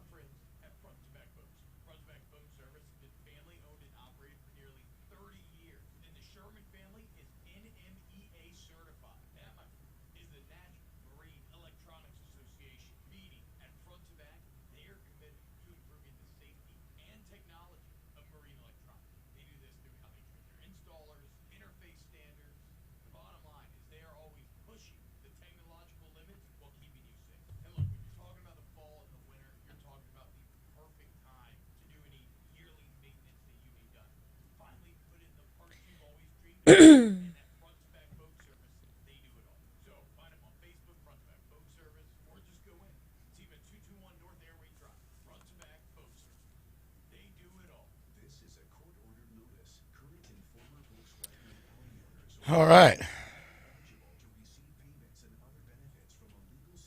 Man, I really do look fat in this video. You do not. I'm like bending over, and it's like, big-ish. It's pretty big. You do not. It's pretty terrible. All right. Send out a message. Maybe we'll get a few more people online watching. I say hello. I'm telling you, I need a morning show. They need to call me. I'll be wide open in the mornings. Oh.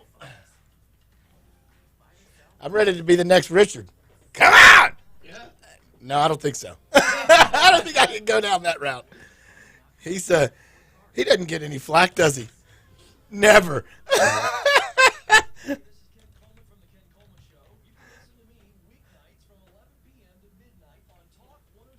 Oh, I love Richard though.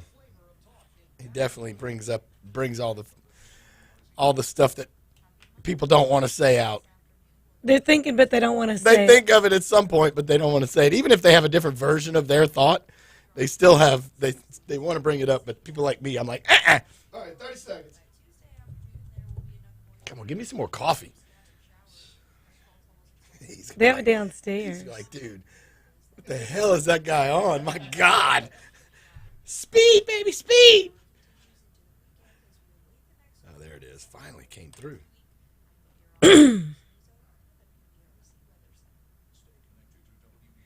Anna Payne said we are doing a great job. Oh, good. Yeah. I don't know who Anna Payne is, but thank you, Anna. Good. Thank you, Appreciate Anna. You big time.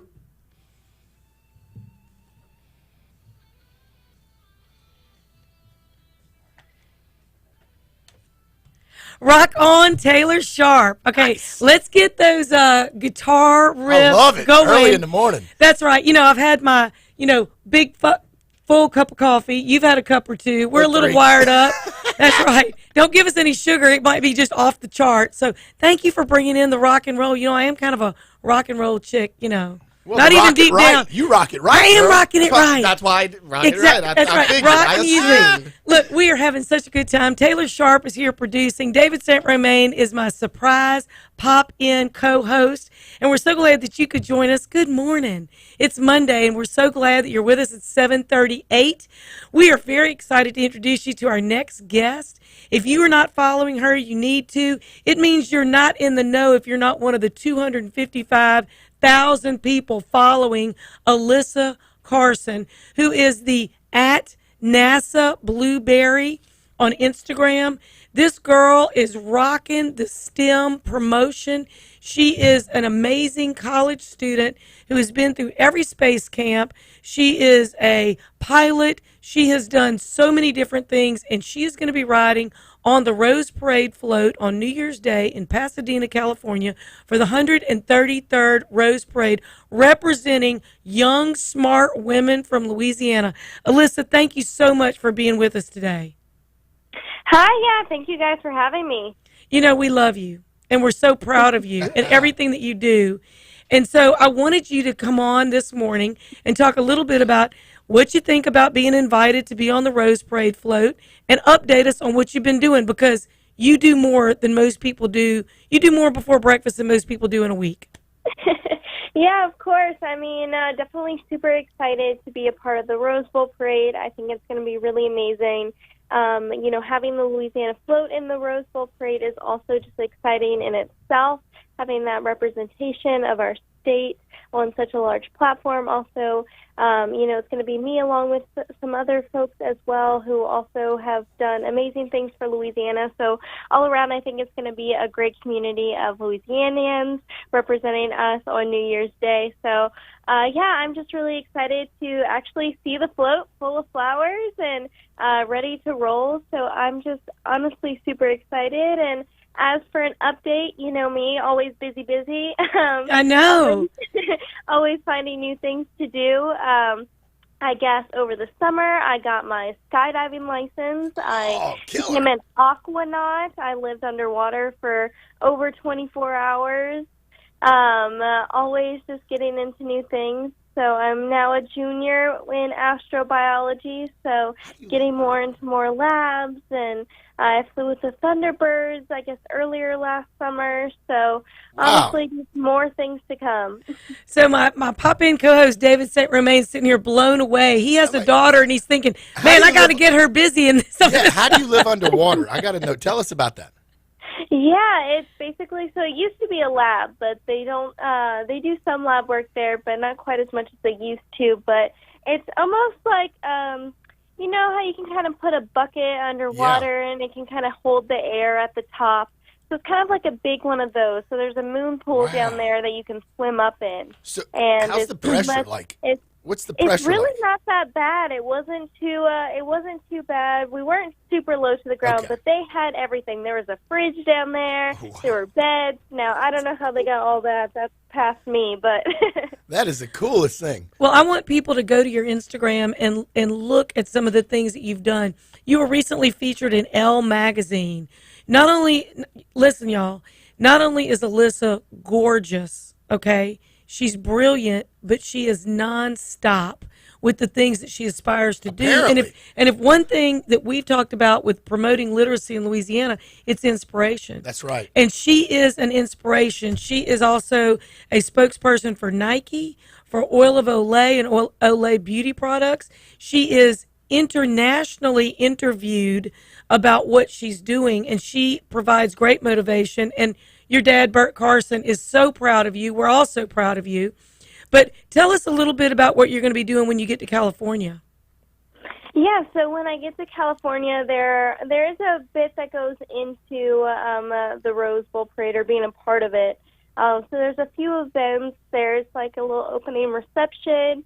And then also, since all of these floats are made out of flowers, they have to be built like the day before or pretty soon after when the float rolls. So we'll actually get to do a bit of like the building. So we'll get to go hang out and see how the floats are built, see the flowers that we're going to be using on the Louisiana float.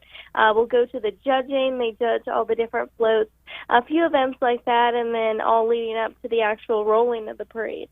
I cannot wait to see you on the float. So we want everybody New Year's Day to watch this parade because this is going to be a historic event for Louisiana. This is going to be the first and only state that is represented in the Rose Parade. Wow. Yeah. Seriously, it's so there's a young lady by the name of Ashini Mahdi who's 17. She pulled together some books for homeless children, and she's going to be on the float. Todd Terrell with the United Cajun Navy, Deputy Dylan Crawford from St. Tammany Parish representing first responders and law enforcement, Thibodeau Regional Medical Center's Dr. Brian Parker representing the medical community and all that he's done to help take care of people during COVID. And that hospital, Thibodeau Regional, did not shut down during Ida. It was the only operational hospital in all of South Louisiana. Jefferson Parish middle school teacher Kara Bailey Lee and Alyssa and Miss Louisiana Julia Claire Williams and Miss Louisiana USA Tanya Crow. I mean, Alyssa, that is a great group of people that now you're going to get to be friends with, collaborate with, and inspire each other and cross promote. I'm super excited. You know, we had a call with just about everyone who is going to be on the float, which is pretty amazing, and they are just all such great role models for the state of Louisiana. So I'm just really excited to be included in that group. And not only, you know, is it special having Louisiana as really the only state, you know, being represented, but we're also one of the performing floats. So yes, we could be the middle performing float. So really excited for that. So this year's theme is Dream, Believe, Achieve, and you certainly are doing that. So have you met Lane Hardy yet? I have not, but I am excited for the opportunity. I got to tell you, he's really cute in person, and he's really sweet. He's super sweet. I love him dearly, and his family is just wonderful, and I'm sure you're going to meet them as well. And then you're going to be able to rock it out with the Hot 8 brass band out of New Orleans, and they're Grammy nominated. Yeah, they're amazing. They are amazing. So I really feel that we're being very well represented. But Alyssa, you represent, I think, a group of young women who are aspiring to not only break a glass ceiling, but also go into areas that they have not really been as publicized in. And I think that what you're doing, and your dream is, tell people what your dream is, because I'm always blown away by your dream. Yeah, I mean, ever since I was little, I was interested in space. So I wanted to really do something in the space industry. I was always drawn to want to be an astronaut someday. And so I've basically been doing anything I can to build my resume, get experience. So I have done, you know, microgravity flights, water survival, G-force training, spacesuit tests, all kinds of different things like that to kind of prepare and start building the resume. And hopefully mission to Mars in the future. That's the goal. Staying as an astrobiologist now to do astrobiology in the space industry, and then also inspiring the next generation at the same time. I just feel like what you're going to do and the research that you do and the discoveries that you make, I think is going to change the world. And I think that I'm not the only person. I misspoke earlier when I said you had 255,000 people following you on Instagram. You have 552,000 people following you on Instagram. A little dyslexia kicking in this I know it was. Obviously it was. But, you know, I want to encourage people to lift you up, to pray for your safety, to encourage you in everything that you do, and encourage young women like you do. I was going to say something. Little young girls. I mean, maybe we can hook you up speaking in some other places where David is sharing the literacy mission, because you certainly have followed that. That's right. And we're just glad that you're home for the holidays. I mean, definitely, that's what it's all about, is inspiring the next generation. I mean, that's definitely one of my favorite things I've been able to do, is just really going around and speaking to kids and letting them know really the opportunities in front of them, especially, you know, encouraging girls to stick with their interest in STEM, just because, you know, when young kids think about a job in STEM, they're going to think astronaut, scientist, engineer, but there really are so many other jobs that they can go into that still involve space. You know, we have psychologists, we have space food creators, rocket engine testers. There's so much that goes into it. So looking forward to these kids really dreaming big and following their dreams and just really going after them. There's just not a lot of of young people that have received the attention that you have, and you're such an inspiration. I mean, at 20 years old, the things that you've accomplished is just phenomenal. But please share Alyssa's story. Go to NASA Blueberry on Instagram. Look up Alyssa, Alyssa Carson. I do believe she will walk on Mars. Oh, yeah. I think she's going to do a whole lot more than that, too. I think some of the things she does are going to be phenomenal. And I'm so thankful that you are representing young, brilliant, and beautiful women from Louisiana of all ages. And thank you so much for taking the time on your short holiday home to go to Los Angeles. And I really look forward to seeing pictures of you on the float and seeing that float come through Pasadena. So what would you, as we wrap it up, we've got about 40 seconds. What would you like people to do in the new year? What's your New Year's resolution? Yeah, I guess in the new year, don't be afraid to, go big with your New Year's resolutions. I think really just encouraging people to go after whatever you want to do. I'm always, teaching kids to follow their dreams, but it doesn't have to be, what you want to be when you grow up. It can be a new goal within your workplace or, whatever it is. It definitely is the time to think outside the box. We're adapting so much is changing, so you might as well adapt and change with it and go for those big goals. Thank you so much, Alyssa Carson. Y'all make sure you go follow her on Instagram. You can find her, just Google her name, Alyssa Carson. You're going to be blown away at NASA Blueberry. And we're going to be right back in just a moment. Hang tight. Talk 107.3 FM, the new flavor of talk. Betsy Barnes and David St. Romain, Taylor Sharp producing. We'll be right back.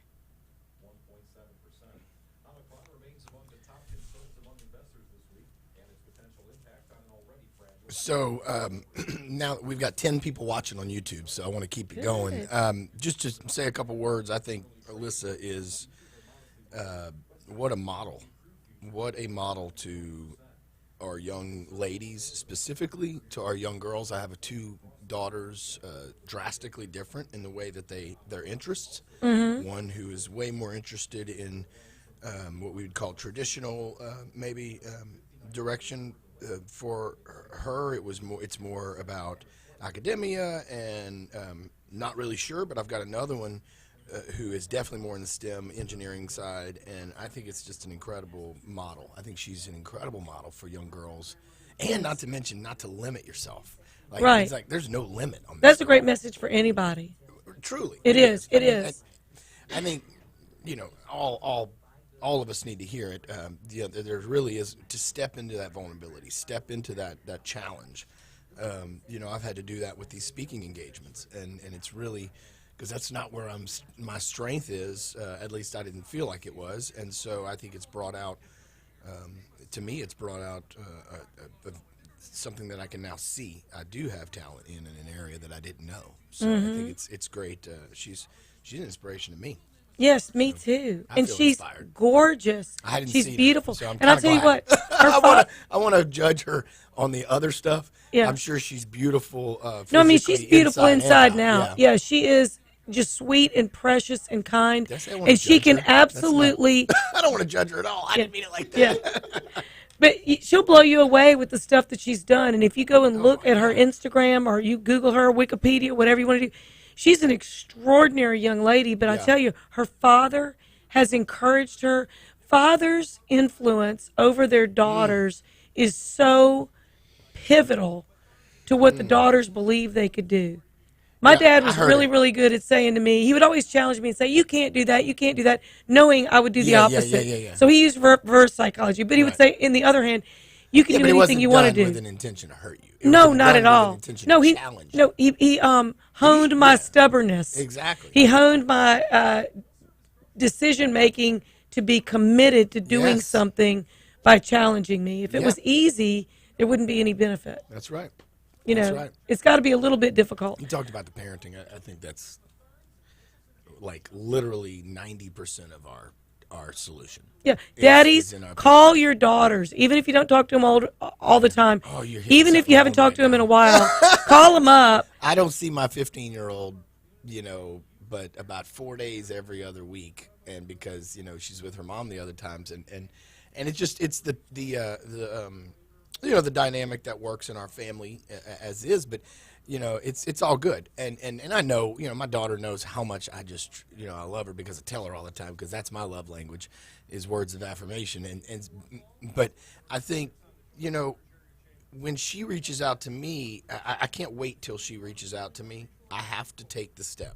I have to remind myself, when I start hearing that little voice in my head, well, she's just happier, or these things, negative thoughts, things that are coming in my head that I'm telling myself inside that are not true. They aren't true. That inner voice sometimes is something that we don't realize. You've got to reach out to show love. You do. You got to reach out and make the effort. When I say, hey, I just want you to know I love you, I think it makes me feel better just in that moment. Well, I would encourage every man who's listening and watching. On this, okay, I really think if you would just reach out, call your granddaughter, your daughter, maybe your stepdaughter, or a young lady in your life, and just tell them, I adore your passion for whatever it is that you want to do.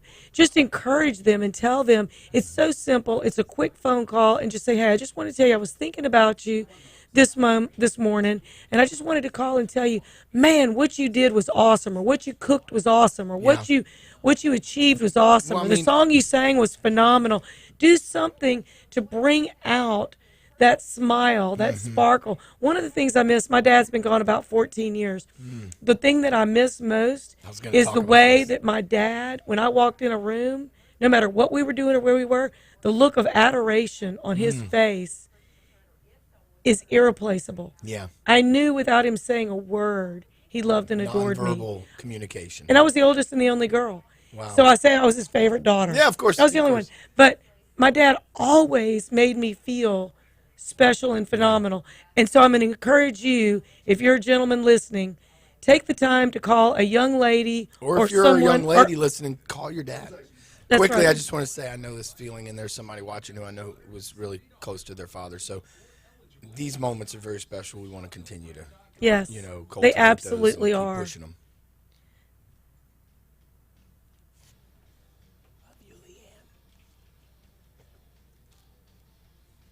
Well, thank you, Taylor Sharp, for bringing us in with some more rock music. You can't get enough. I'm Betsy Barnes. Normally you would hear and see me on Rock It Right with Dr. K. Solar, but today I am sitting in for Brian Haldane.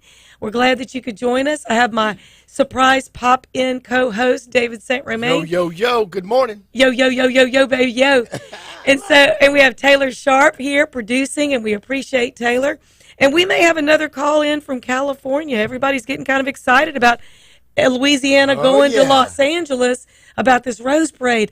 I just can't stop talking about it because I'm so excited. Did I see a picture from the levee? Oh, my gosh. That picture was pretty awesome. Yes. I don't know if you've been able to see the float that they put out on Lieutenant Governor's social media, but it is pretty amazing. Let me tell you, Fiesta Floats in Pasadena, oh, my gosh. It's amazing what they're doing with this float. So it's got the Louisiana theme. It's Louisiana Feed Your Soul. That's right. They've invited all the LSU alumni to come help decorate this. We've got 8 people riding on it. The Lieutenant Governor is actually going to be on the show with us, we hope, at the end of the show. Cool. We're going to be talking in just a minute with Chip Davis. He is the bass vocalist for the Showpiece Quartet out of Baton Rouge, Louisiana. Nice. And they're going to be singing the national anthem as we open the Sugar Bowl New Year's Eve with Ole Miss versus Baylor. And so we're welcoming our Ole Miss Rebels. We're going to welcome everybody from Baylor. Bring your pocket full of change. Come here and spend your money in New Orleans, baby. In Louisiana, we welcome you. Hotty toddy, and I don't really know the Baylor chant or cheer. It's okay. I don't even know if they have it. I don't know. My niece goes to Ole Miss, so I'm a little bit partial. Yeah, my mom was an Ole Miss Rebel. I have quite a few Ole Miss Rebel friends and family still. Yeah, we got a bunch of Ole Miss folks here. Yeah, and I still have a little property in Mississippi, so I can say I am a Mississippian, just a teeny bit. But Baton Rouge is my home, and I'm just thankful that you could be here with me, David. We're home folks talking about local stuff. But we're excited about going to California and showing off. I want to go. That's right. We're going to go parade our crazy all I'm up and jumping down. in the suitcase. That's right. It's going to be a wonderful time. And so we're going to talk with Chip Davis. He's a local businessman. He's the vice president of Moxie, which is an alternative currency. He's involved with a lot of different businesses and promoting those businesses. Then we're going to talk to CJ Solar a little bit later, talking about Home for the Holidays show. We do have 4 tickets, 2 pairs of tickets to give away. So if you want to call 225-499-1073 FM, we will take your name. Taylor will get your name, and then we will be able to give you a pair of tickets. You don't want to miss there. that show. I know. I'm telling you, you don't want to miss it. You got Red Glenmeyer, Red Anthony, as a lot of people down in AP know him. We've got David Bourne. Moonlight and Roses. Yeah, that's right. Yeah, David, Where You Belong, that's my favorite. Moonlight and Roses. That's right. I love that song. Love that song. Bourne, David Bourne, such a favorite from so many people here in Baton Rouge, the son of Dan Bourne. Also CJ Solar, who is 3 number ones under his belt already. And there's a gentleman coming from Alex Smith. Alex Smith. He was born to a man in a band on a bayou in Louisiana. I don't know what just happened. That's what it science, says. But baby. Alex Smith is with the same publishing company that CJ Solar is with. And so I really think that he is going to be an asset to the show. So you need to come, Manship Theater tomorrow night. And I tell you what, we need to take a quick break. We're going to be right back with David St. Romain, Taylor Sharp behind the board, Betsy Barnes, and we're talking about how we love Louisiana and people from here. And so we'll be right back in just a minute. Talk 107.3 FM, the new flavor of talk.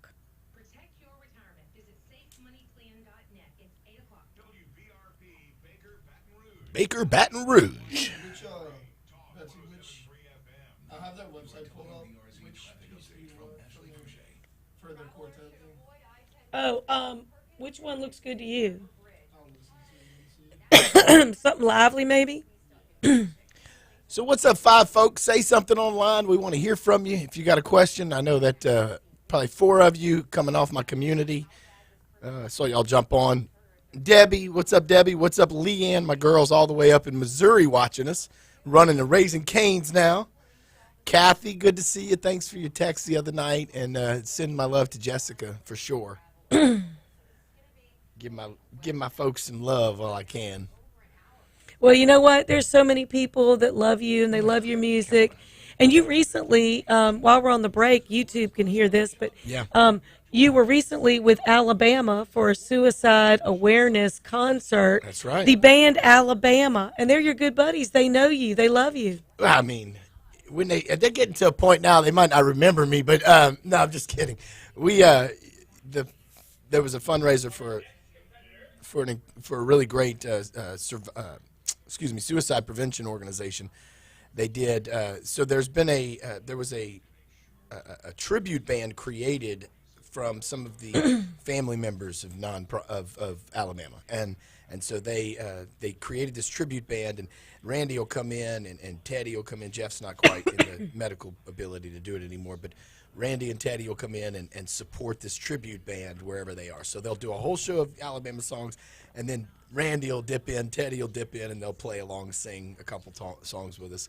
And they personally invited you. Yeah, I opened the show for the tribute band, and then I jumped up on stage, and of course we did the whole the communal jam, and so what an honor. But I'm sorry, I didn't mean to. That's okay. But yeah, we've long time supporters of what they do in Fort Payne and the community there, and they've been long time supporters.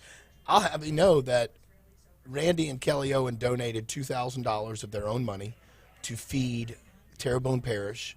Really? Yep. After this last storm, they personally wrote a check and went to the Diocese of Baton Rouge and St. George Catholic Church and their efforts in the diocese down there in Terrebonne Parish, and to support and feed the community down there. So, really honored to have them. Very nice. I mean, just think about it. Like, they literally given their own money to Louisiana, and they're not going to stop. As long as they continue to have the opportunity, they're going to do it. I think that's wonderful. I mean, you saw Jensen's text? I love that. Yes. Thank you, Jensen. Love you, brother. Jensen Young, thank you. That was awesome. Sorry, I didn't mean to cut you off. No, that's okay. We're good. Yeah, can we do this every day?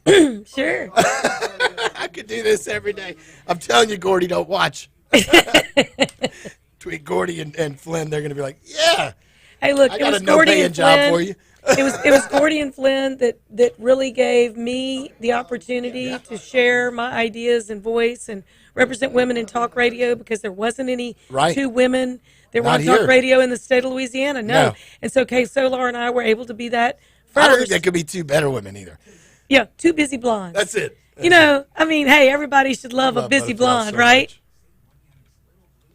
And we're going to be right back with Chip Davis, and he's going to be talking about singing the national anthem for the Sugar Bowl before millions of people. Millions and millions of people.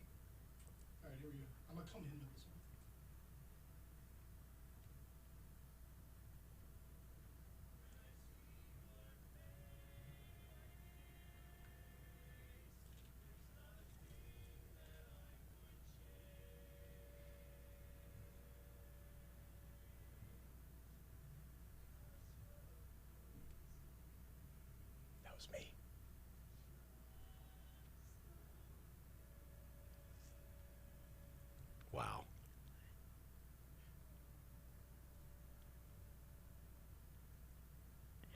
And you're listening to the Showpiece Quartet. And so we're very excited to welcome our friend Chip Davis. Man, Chip, y'all sound great. That was amazing. Well, thank you. I appreciate that. Well, you have been just a phenomenally talented voice in Louisiana and for years and years and years. And I've enjoyed you through Jefferson Baptist Church and other choir groups. But this quartet, Showpiece Quartet, is in the top 30, I understand, for international rankings. I know. We're blowing David St. Romain away. From Baton Rouge, Louisiana. And you and the members of your quartet not only have been the Southwest Division champions for several states, ranked internationally, you are opening the Sugar Bowl with the national anthem. Wow. Isn't that something? How honored are you? We were blown away by that. We didn't expect it. We didn't see it coming. We didn't ask for it. We didn't do anything. They called us out of the blue, and we went, yeah. I bet. Chip, have y'all ever done a national anthem on a big stage like this? We've sung in front of 10, 15,000 people before for, mostly our own barbershop type events. Yeah. But and we've done the national anthem before, but nothing like this. Isn't it a feeling? In attendance should be, 55, maybe 60,000? No, you're going to have 77,000 in the dome, but you're going to have about 40 million, no kidding, on television watching the national anthem. Well, let's hope that it is on television. That's bigger than it is. They don't assure that for us, but anyway, it's a better chance, on a big bowl like this. National anthem is got some poor publicity in the last couple of years. It's time for it to be on. And that's right. If there was ever a time that our nation needed to appreciate the fact that we need to come together, this is it. This is it after everything we've been through the last couple of years. No better way to do it with four beautiful, just incredible voices coming together the way y'all do. And I personally know how it feels to stand up in front of a room full of people and sing that national anthem. It is the hardest song. It is not an easy song. It's the hardest song to do. But it's a very rangy song. That's right. You don't get the key started in the wrong key. You don't start in the wrong key on this one. You got to start low enough, or you're going to be screeching at the end. That's right. Tell us about the members of your quartet. Yeah. Well, myself, I'm been here in Baton Rouge since '79. I graduated from LSU and was a vocal performance major, but never have really worked in music. I knew that there was not very much money support funding wise in that, and so I went a different direction. Thanks, man. In life, but I've been involved in singing in 1,000 different things around town as an avocation, and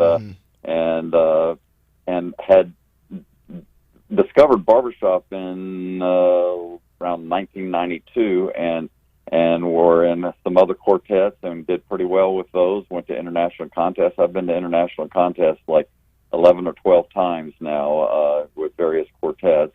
But in the last quartet before this one, I was actually flying to Dallas to rehearse with them because there was nothing local taking place here, and you know, and so that was quite a drain. And when we finished, like in 2007, I pretty much thought, you know, okay, well, that portion of my life is over. You know, there's nothing really going on here. And I went back to musical theater, did a number of things with Theater Baton Rouge, and one of the things that I did around 2015 was The Music Man, which has a quartet in it. Yeah. And just so, you know, I thought, okay, well, I have some experience. I can, you know, help out and be involved in that. And I met a young man there by the name of Daniel Ziegler, and Daniel had a lot of experience. He had just moved into town. And so we got together doing that, and we said, hey, you know what, that sounds pretty good. And I said, we need to find two other guys. And Daniel said, well, just so happens my brother's moving in town in about 3 weeks. He's got experience. I said, all right, one more guy. Yeah, and families. One of the other guys in the show said, oh, I know somebody that did this in college, you know, and we picked him up. And so Jeff Cannonberg sings baritone, Daniel Ziegler sings lead, and Philip Ziegler sings tenor. They all are here. Jeff was a vocal performance major out of LSU as well, and so we've been doing this for 6 years now, and steadily improving our game, and even during COVID, we continued to rehearse and practice and try to perfect what we're doing, even though there were very few singing opportunities through most of that. And I was going to speak to that because you know, I love that you're keeping such a tradition, a classic type of performance alive, and for any younger people that might be listening on the talk show today, you know, one of my memories was down at Catfish Town. I'll never forget the barbershop quartet I saw at Catfish Town back in the day.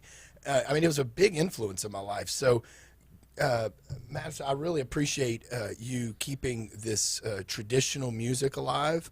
And people who do that, it just means a lot to me as an artist myself, as a songwriter. Well, there's actually a whole chorus of us that are, you know, the quartet has been trying to spread this to more young people, and we're off right now through the holidays, but we'll kick back up. We meet on Tuesday nights, and we try to spread this form of singing to all that want to come and do that. That's wonderful. And people can actually hire you for events, right? Well, of course. Of course. Yeah. And so you can find more about Chip Davis and the biography of every person in there. It's so impressive what each of you have done, but together it's just phenomenal. You can go to showpiecequartet.com and learn more about them. And I tell you what, I really do hope that they show the national anthem. I think you deserve the exposure. Absolutely. I think that, you know, you have done a phenomenal job to promote this music, but also I love that you represent Baton Rouge. I know, big time, big time. Thank you so much. Hey, by the way, on that website, they can download our music free of charge, and so we've got 3 different albums on there, and so people are welcome to that. Beautiful, beautiful. Thank you so much, Chip Davis, and we just really appreciate the fact that you're getting that opportunity. And we're going to cheer you on, and I'm looking forward to seeing some of that on YouTube as well and sharing that. Yes, absolutely. And thank you guys so much for having us on. Oh, thank you, Chip. We appreciate it. Y'all, download showpiecequartet.com. Go download some of their music. It's wonderful. And I think that a lot of young people don't realize that harmony. Oh, I'm telling you. There's nothing like it. You know, my daughter, men's voices are beautiful together. Just turned 13 3 days before Christmas, and I asked her, she sang this weekend for the cathedral for Christmas Eve, and this was really her first performance to do. It was a big deal, and the point is that, you know, beforehand she felt all this anxiety, and I'll just reveal a little bit of vulnerability. I mean, she's 13. You know, you feel anxiety to sing in front of anyone. Of course. But I asked her yesterday, I said, did you want to do it, or was it something that you felt pressured? Because I never want to pressure my kids to do stuff. And she said, I really wanted to do it. It's just, it's a lot of anxiety. And, you know, I asked her, what kind of performance do you want to look to do in the future, because obviously you want to sing and you want to perform, and theater was her number one thing. So to hear, you know, that my 13-year-old is more interested in theater than pop radio was important for me because I think there's a bit of a foundation that's built when you go to classic music like that. And regardless of where you end up, if you start with the traditional music and the classics, then that's where you develop something new from. That's right. And, you know, it's kind of like also organized sports and performing arts. Yeah. Everybody has a role. Everybody has a piece. Everybody has something that they need to do. Mm-hmm. And you learn how to work together as an organization, and you learn how to do multiple roles. That is so important for later. Absolutely. Becoming a practitioner in all of the roles of music. You know, Chip mentioned something about not a lot of revenue in our music industry, which is true. And I think that there are other roles that play big parts of our industry that people don't realize. They think, oh, music industry, you're just a singer. Well, no. What about the managers? What about the publishers? What about the promoters or the people that are actually booking the shows? It's not just the person on the stage. And even the restaurant owners, they're benefiting from the music.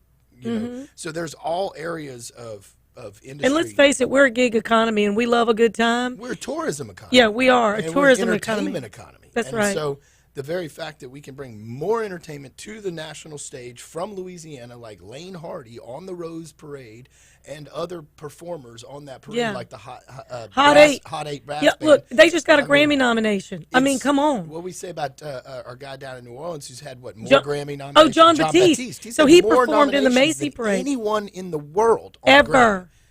And he was born 11/11, and he got 11 Grammy nominations. I love it. Year. I love it. All right, y'all. So we got to take a quick break. We're going to be right back with CJ Solar, awesome. hit songwriter and your buddy from here, living in Nashville. And we're going to be right back with CJ in just a moment about the Home for the Holidays show, 12th annual at the Manship Theater tomorrow night. Hang tight. We need to do this more. So wait, which song is he doing? What? CJ? Morgan Wallen. Up, down. Up, down, up, down. Some Girls. Down, yeah. And then he wrote Jameson Rogers' first number one. Some Girls. Some Girls. He wrote, what was the other one? Jason Aldean. Jason. Yeah, that wasn't a single, though. Let's see. Number one was Up, Down. Some Girls by Jameson Rogers. But, I mean, it wasn't a single on the radio. I don't think it was a single. Some Girls was a number one single, and Up Down was definitely number one. Up Down, dude, I guarantee Up Down's going to pay for his house. Airplane was named Rolling Stone magazine's one of the 10 best country and American songs of the week. That was his personal song, his release. Yeah. But there's another one, I thought. Yeah, Airplane was CJ's release. There was another one, Gary, I think there was. I can't remember.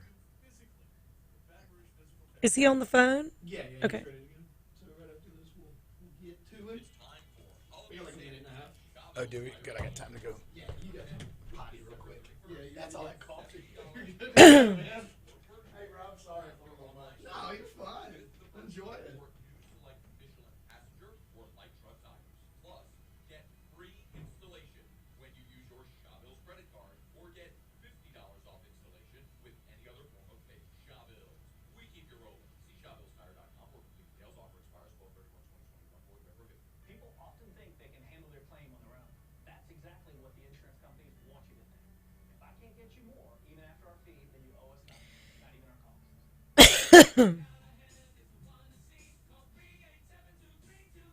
Tackling the top stories of the day. Brian Kilmeade, weekday mornings from 10 to 1 on Talk 107.3, the new flavor of talk. Talk 107.3, the new flavor of talk. Now, your WBRZ traffic update from Ashley Boucher. Be sure to avoid I-10 Cajun and the Mississippi River Bridge. I hate that.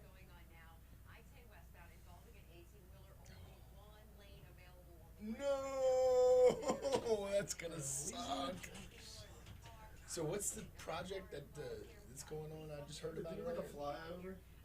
No, the one where they talk about an elevated interstate. Yeah, they're doing it from 10-12, and I think it's gonna go kind of right into like the Marriott City Place area. Oh wow. Yeah. I think we should give Alyssa and Bert Carson 2 tickets for Manship. Yeah. You okay? Nope, I can't believe nobody's called in for tickets. Yeah.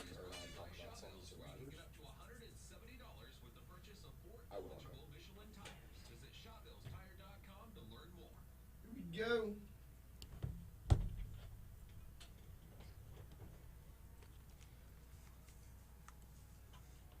Nice.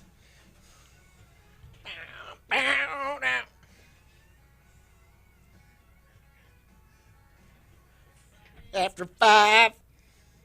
I love it. We're so glad to start off the morning with some good rock and roll. Thank you, Taylor Sharp. Here with my pop-in co-host, David St. Romain. Good morning. That's right. I'm Betsy Barnes with Rock It Right, sitting in for Brian Haldane, and I have got CJ Solar on the phone. I am so sorry that your mama could not be here with us and that she's feeling under the weather, but we're glad that you're in Baton Rouge and you're ready for tomorrow night's show, CJ. How you feeling? Well, thanks. I'm feeling great. Thank y'all for having me on. Look, Bro, did you see me just raising it up in here?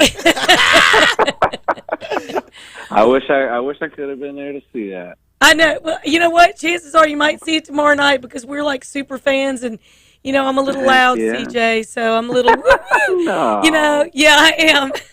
He loves it. I promise you. I know. Look, I love CJ. I love his music, and I love his friends that he brings. I think I've been to 11 of the 12 Home for the Holiday shows that have ever happened, and it's just CJ. It's so good to have you home. Yep. Well, it's glad. I'm always love coming back, and glad I'm able to be here, and we are able to do Christmas and everything. And I know a lot of people weren't as lucky with all the sickness going around. We actually got it just early enough to be able to actually come down about 2 weeks, a little over 2 weeks ago. So we're glad to be in the clear and able to come down. So yeah, been nice getting to hang out. Right. And everybody loves you, and they love to see you around town. And you don't get home often enough. Yeah, what you been doing back home? Are you in Nashville? Are you been writing lately? What's been writing a ton? Yeah, I actually just went over to a new publishing company. Oh.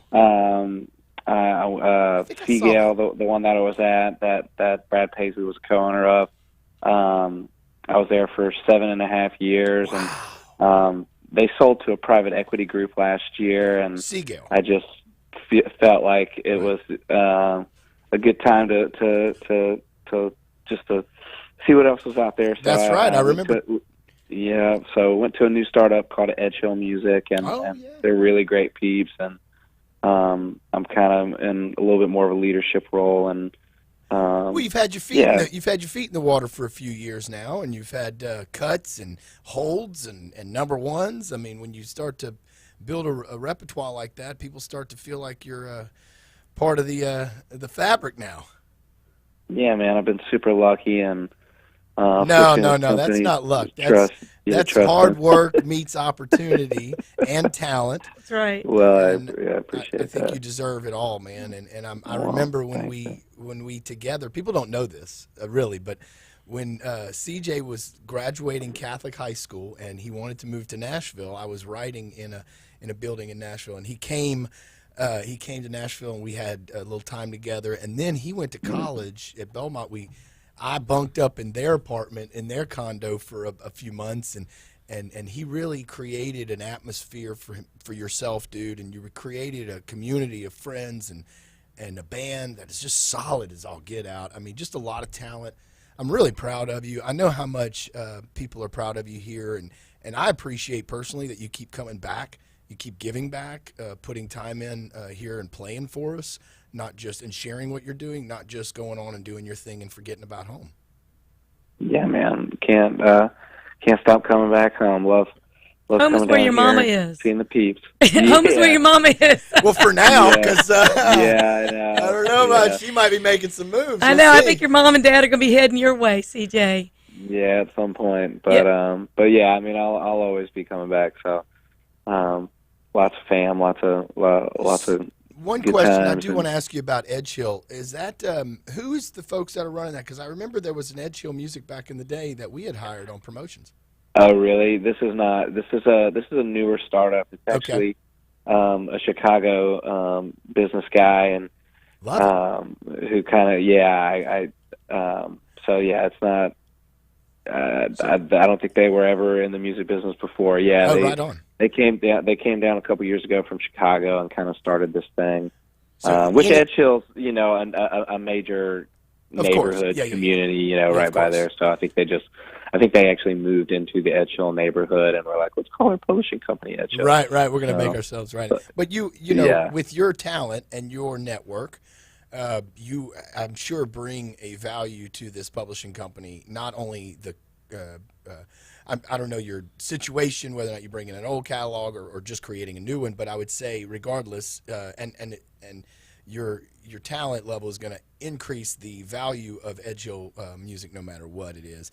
Who is, and I don't mean to move on, but who is anything in the works, like as far as maybe you can leak a little bit of info? Because I know you always have something going on, or somebody's thinking about a song you've written. Yeah, I mean, there's always the holds are still there, but they're not as popular as they once were. I don't have anything like wildly crazy with huge artists, but I've had a lot of luck with a lot of brand new artists. It's kind of been, all of my hits have been people's first hits, which is the best. Sometimes, which is cool.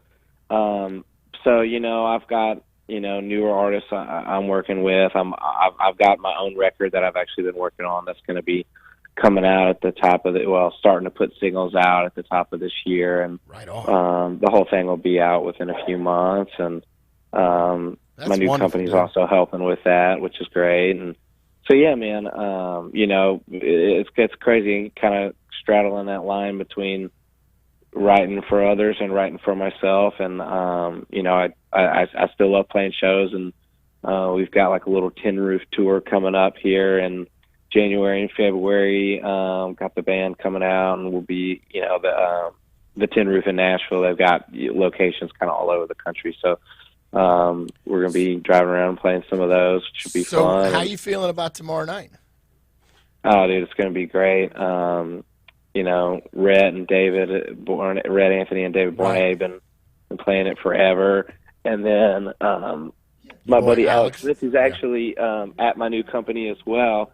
And he's an Alexandria guy. He went to ULL, but he's got a ton of family from Baton Rouge. So he's been hanging out here for a long time. I think his grandparents are from here. So cool. Yeah, I didn't mean to speak earlier and say he was from Nashville. I forgot he was from Alexandria. I remember meeting him. Oh, it's all good, yeah, dude. But he's great, and he's like really carrying a Louisiana flag. I mean, he's just got, that's awesome. He's got tunes about home that are just awesome, and great sound. And Dolly Parton's producer, Kent Wells, who's been involved with their company. You know Kent? Yeah. Derek's dad, yes, absolutely. Yeah, Derek's dad, yeah. So he's cutting sides on Alex, and they got some really cool stuff cooking. Well, so he's got an incredible producer, because Kent was in Reba's band. If you don't know, for the listeners out there, when Reba lost her band in the plane crash, Kent became her guitar player from then on. And, wow. And then Derek, his son, is guitar player of the year, ACM, CMA, and producing all these huge acts. So Kent really was around, raised Derek around all these incredible talents. So just Alex is super. He's got an incredible producer. So yeah, man. So people might not be familiar with Alex, but they can hear him tomorrow night at the Manship Theater at the Home for the Holidays show. And we actually have 2 pairs of tickets to give away. So if you call in, we'll be glad to give you a pair of tickets so you can join us. And what's the number we got to call here? They got to call 225-499-1073, and we'll give them some tickets. But CJ, you're very humble. I've always found that to be just such an endearing quality about you. But a lot of people, I think, may not know that you were a co-writer on Up Down, recorded by Morgan Wallen and Florida Georgia Line. You can't go anywhere without hearing that song. Look, I love that song. Like, literally, that was the party I hear that song all the time. Yeah, that was a party song, and it's so much fun. And then Some Girls by Jameson Rogers, those are both #1 hits. I know. And so you've been so blessed. And then also people recognize your talent because the ASCAP Award for Up Down in 2019, nominated for Music Row's Breakthrough Artist Writer of the Year. I mean, you would never tell people this stuff because you're so humble and sweet. You would never tell people that. Morgan Wallen literally is one of the biggest country music acts in America as we speak. Mhm. So to have his sort of breakout single, like Yeah. the first single that went was that the first one that went number one? That was his first one that I mean, went dude, number that's one. huge. Yeah. He's not going to ever stop playing that song.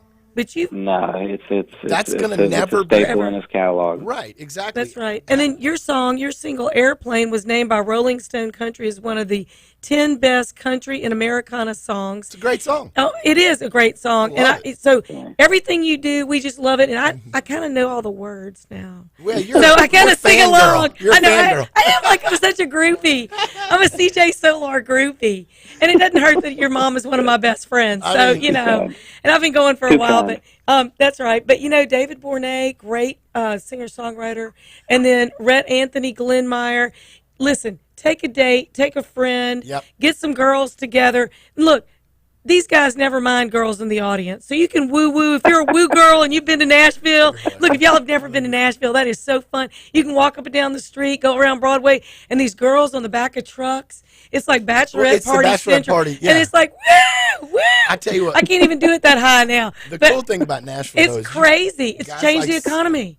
Guys like CJ, like when you're walking, and I don't mean to talk about you in third person, but when you're in Nashville, you're walking down Broadway, and like you're talking about, you're literally going to run into like 5 or 6 or 10 Louisiana people within the 10 groups of Louisiana people. within the next, like within 5 minutes. Don't threaten us with a good time. We'll take it on the road. But then you'll go into the club and you'll see the band, and half the band is from Louisiana. That's exactly right. We have right. so much talent down here in Louisiana from this part of the country. We do. That is what is amazing when you travel, CJ. I know you see the same thing. I'm like, wait, y'all call this good? Y'all don't know what's good. Y'all They don't come know down what to good is Louisiana and see what good is. And you want to know what a great singer is? Go down to Louisiana and see a great singer, Dude. baby. What? Yes, you're so right. There's so much talent. I mean, I joke about it with the food as well. There's really no place like this, and yeah, you're so right. I honestly, I hadn't thought about that one as much as the food, but yeah, you get out and see bands, and man, we really. There's a groove. Unfortunately, I think people take it for granted just how amazing so much of the music is down here. So many talented cats. Go sleep in Wyoming for a month and see if you hear the talent that you do here. No way. Yeah. I know we're running short Go on to time. South Dakota. Well, look, I tell you what. I think we've got another pair of tickets left. One's already gone. Yes. Another pair of tickets. They're both gone. They're all gone. Oh, I'm sorry, y'all. They're all gone. So you're going to have to buy a ticket at manshiptheater.org, 12th annual Home for the Holidays, 7:30. Bar opens about 6:30. And so come out there, have a cocktail with us, and come have a good time tomorrow night with us at the Manship. We'll be right back. Talk 107.3 FM. Talk 107.3. Yeah, what's up, man? Brian might not have a job. Oh, no, you're good. We're going to break. Yeah, no problem, man. Hey, Brian, if you turn this on on YouTube, we'll take your job anytime, buddy. So has the lieutenant governor called in?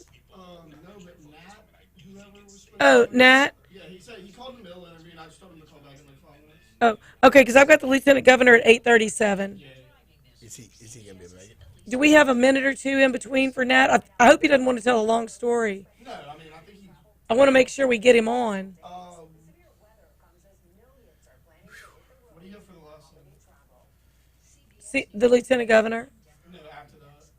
That's it. Oh, that's it?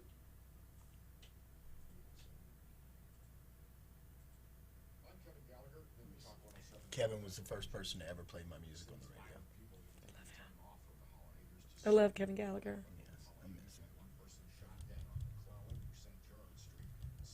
Well, you have that 8:55, so it's like the closing segment. Okay. Would it be better for him to Yeah, because I mean, you don't want to cut in there. ask him if he can call back? I hate for him to have to call back. Nat Saunier. I'm so Yeah. excited. He is calling. So, Nat Saunier, if you're watching us on YouTube, we're going to get to you. We want to talk to you. We're going to have to talk to you at 8:55. Well, in California time, that'd be 6:55. So we're going to have the lieutenant governor on with us in just a moment. And we're looking forward to Home for the Holidays. show tomorrow night. Why don't you come join me and Dr. K. Solar, David St. Romain, CJ Solar, Red Anthony, Glenn Meyer, David Bourne, and Alex Smith. And we'll hear the story behind the story with the songwriters and telling us exactly what inspired them, how they got going, and how they are going forward in Nashville into 2022. So we're looking forward to that. 6:55 your time? Yes, indeed. Yeah. Does that work for you?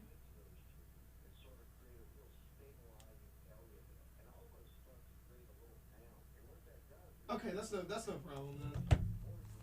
All right. Yeah, thanks. You can't do it. Oh, okay. Well, that's all right then. To it. Let me call the Lieutenant Governor.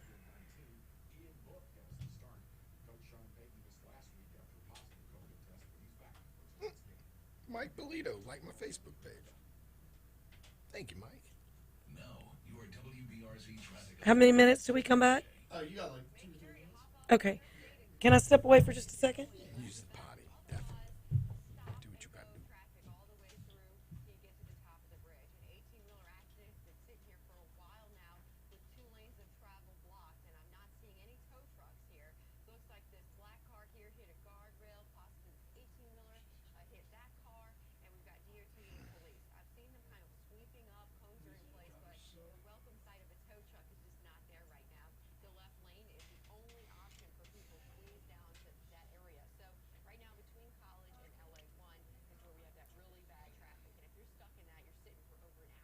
See an accident? Report it at WBRZ Traffic on Twitter. This report is brought to you by Shawbills, where you can get up to $170 with the purchase of 4 eligible Michelin tires. Visit ShawbillsTire.com to learn more. Sometimes big renovation projects seem intimidating, but with one bad solution. All right, y'all. I'm really excited because we are going to have Lieutenant Governor Billy Nungesser in a few minutes talking about how he is pushing Louisiana onto a national and international stage to invite visitors to come back to Louisiana, because we want to have people come and enjoy our food, our music, our people, our festivities, our Mardi Gras. And even though we got to be careful, we might have a mask mandate, got to be careful, we need tourism to come back. And so he's doing anything and everything that he can to bring back our tourism. And so a lot of people don't know that the Lieutenant Governor is over not only tourism, but he's over state parks, museums, culture. He is over the state library system that supports 340 libraries across the state.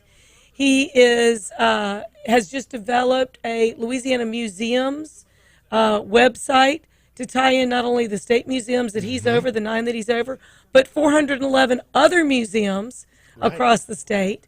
We had 427 fairs and festivals before COVID. Right. I think we're going to have close to 400 again, but we want to promote everything that we possibly can. But I have to tell you, it is an honor and a privilege to work with him, because the man is, there's no doubt that he is the most passionate person about promoting our Louisiana culture. Oh, yeah. Anybody who knows or has seen him in person. So I one of the things I love about this concept concept of these these floats, is that he is bringing Louisiana to the forefront, in front of people, nationwide, internationally, through alternative methods. He's finding every alternative method he can to bring our culture to the forefront of international stages. And I mean, with John Baptiste, or these floats, or I mean, taking the best of Louisiana and bringing it to the forefront internationally, bringing it to the international stages. And so that's right.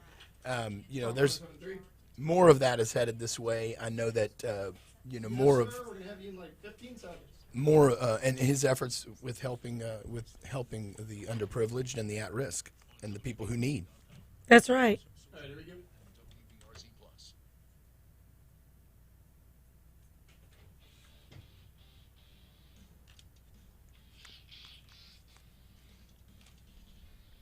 And welcome back to Talk 107.3 FM. I'm Betsy Barnes here with David St. Romain, my pop-in co-host.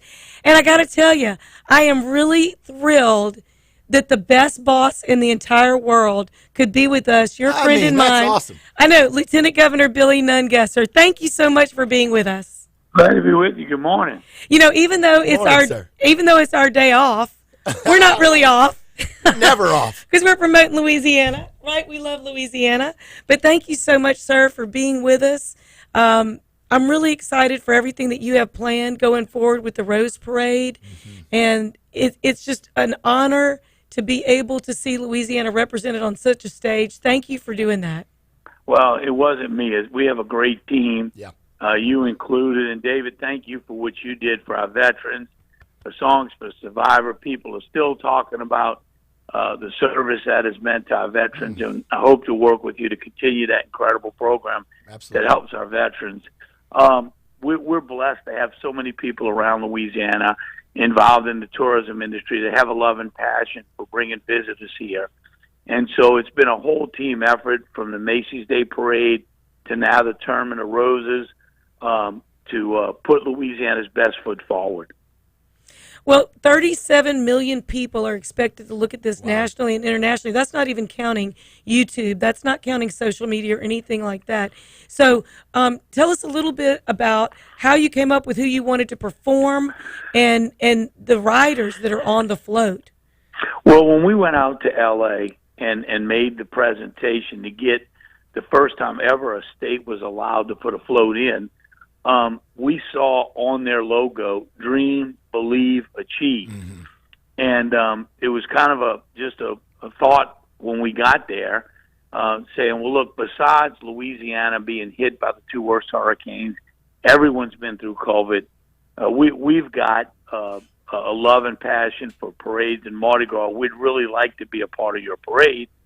And I said, based on your Dream, Believe, Achieve, we would like to put Louisiana's best forward. We'd like to put a teacher of the year, a nurse or doctor, a hospital worker that risked their life to keep us safe through COVID, a police officer, a first responder, someone from the Cajun Navy, and a volunteer, someone that volunteers time and time again to help us out recover from these horrible storms, and really just show all the greatness of Louisiana, how we have these incredible people that go beyond the call of duty.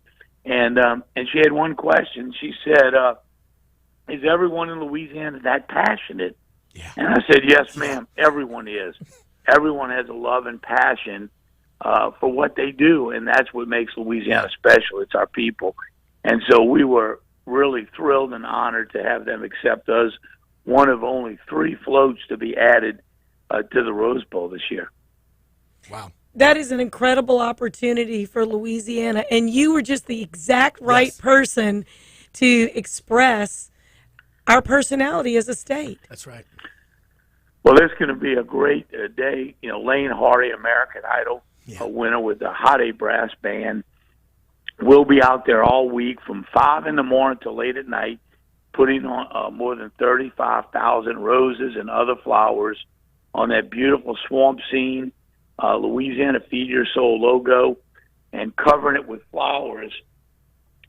Pretty exciting to be out there all week doing interviews about hurricane recovery, Louisiana, and what we have to offer.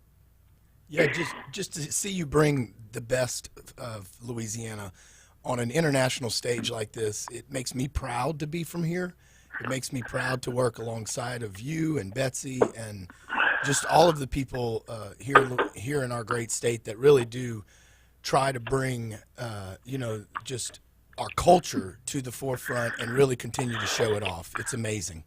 Well, we know this has been a rough couple of years with the COVID. Yeah. And people are struggling, getting back to work, wondering if their business is going to make it.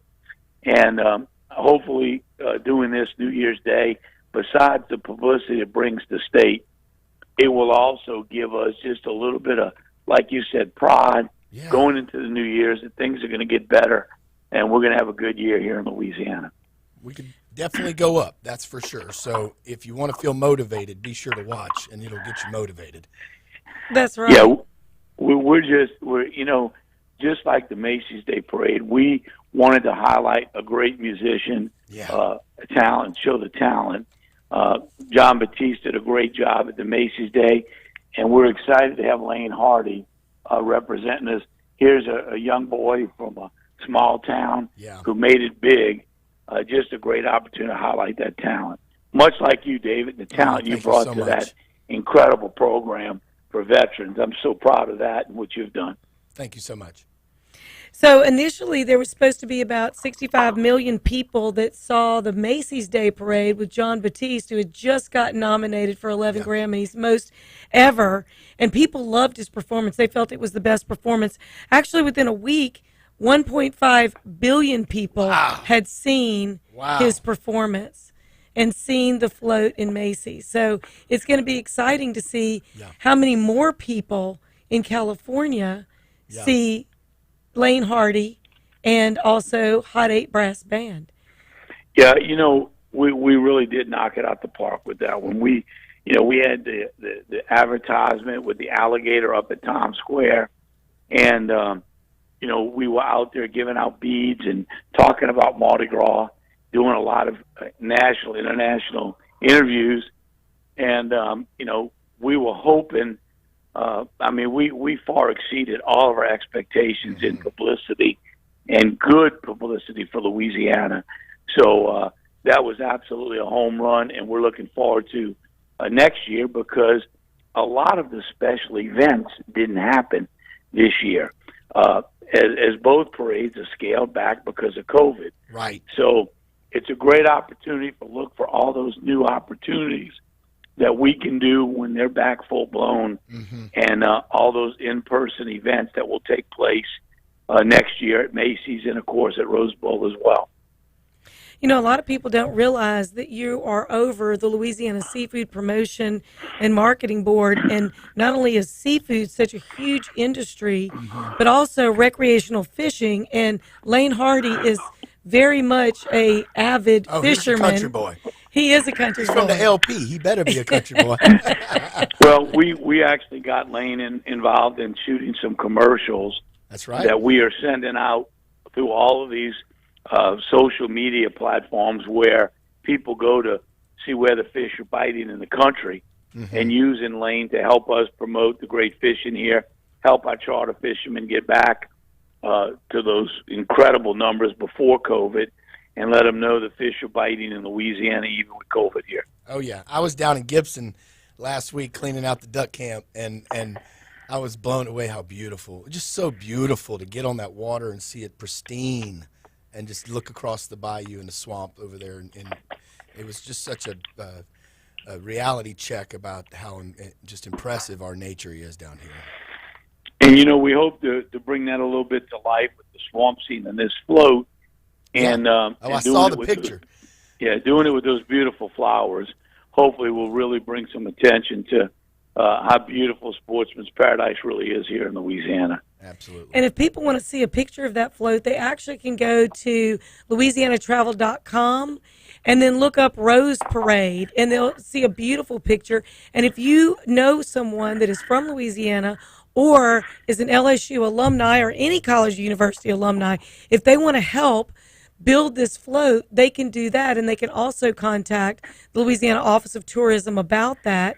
Or if you want to send or call Talk 107.3 FM, we'll be glad to tell you how to sign up for that.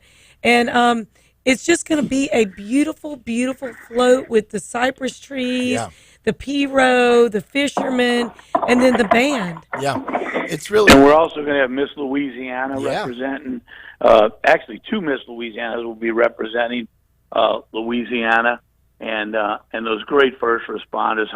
I mean, it's incredible the amount of people we have here in Louisiana that give back 1,000% to their neighbors. Oh yeah, especially during tough times. Oh yeah. And earlier in the show, we had Todd Terrell with the United Cajun Navy, and we also had Alyssa Carson, our NASA, astronaut in training, NASA Blueberry. They are both so honored that you selected them to come to California or to go to California and represent Louisiana. They are completely honored and feel like it's such a privilege. Well, to have somebody represent each of all of those volunteers and professions that do so much serving us, and only being able to select one from each field that could actually make the trip and honor all of those. We also, as we put the Louisiana Feed Your Soul float around the state in local parades, we will get and highlight and get more local heroes to ride through Mardi Gras on that float, so we can just honor more of those great Louisiana heroes day in and day out that keep us safe and healthy and teach our kids and all the great things they do. So we hope to do more honoring of those people as we go into Mardi Gras next year.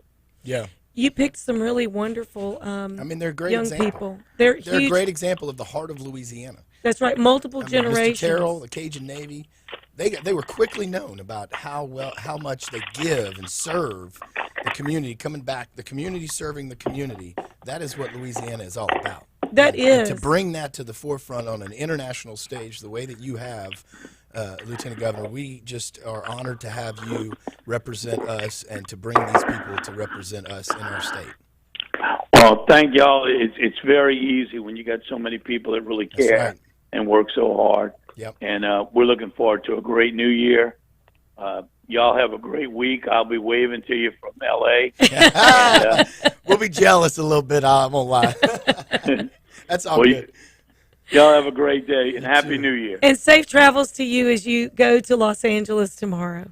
Thank you. Thank you. Have a great Happy New Year. Thank you, Lieutenant Governor Billy Nungesser, ladies and gentlemen. Y'all, I tell you what, it is What a really show. What a show. And Can we do this again? Yeah, we can do this again. I tell you what, it is so amazing. The Lieutenant Governor's ideas and imaginations never cease. No, he he doesn't constantly has great ideas that push our state forward. And I say that because it's absolutely true. There's nobody that will deny that. We're going to be right back with Talk 107.3 FM. Betsy Barnes, David St. Romain sitting in for Brian Haldane. Hang with us. We got just a couple more minutes and we'll be right back.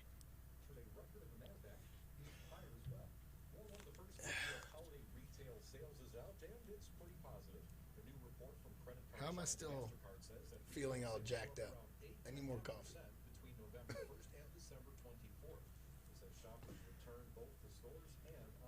All right, so our hard out is 59.50. Okay. He's pretty amazing. I mean, I know. Stuff that comes in.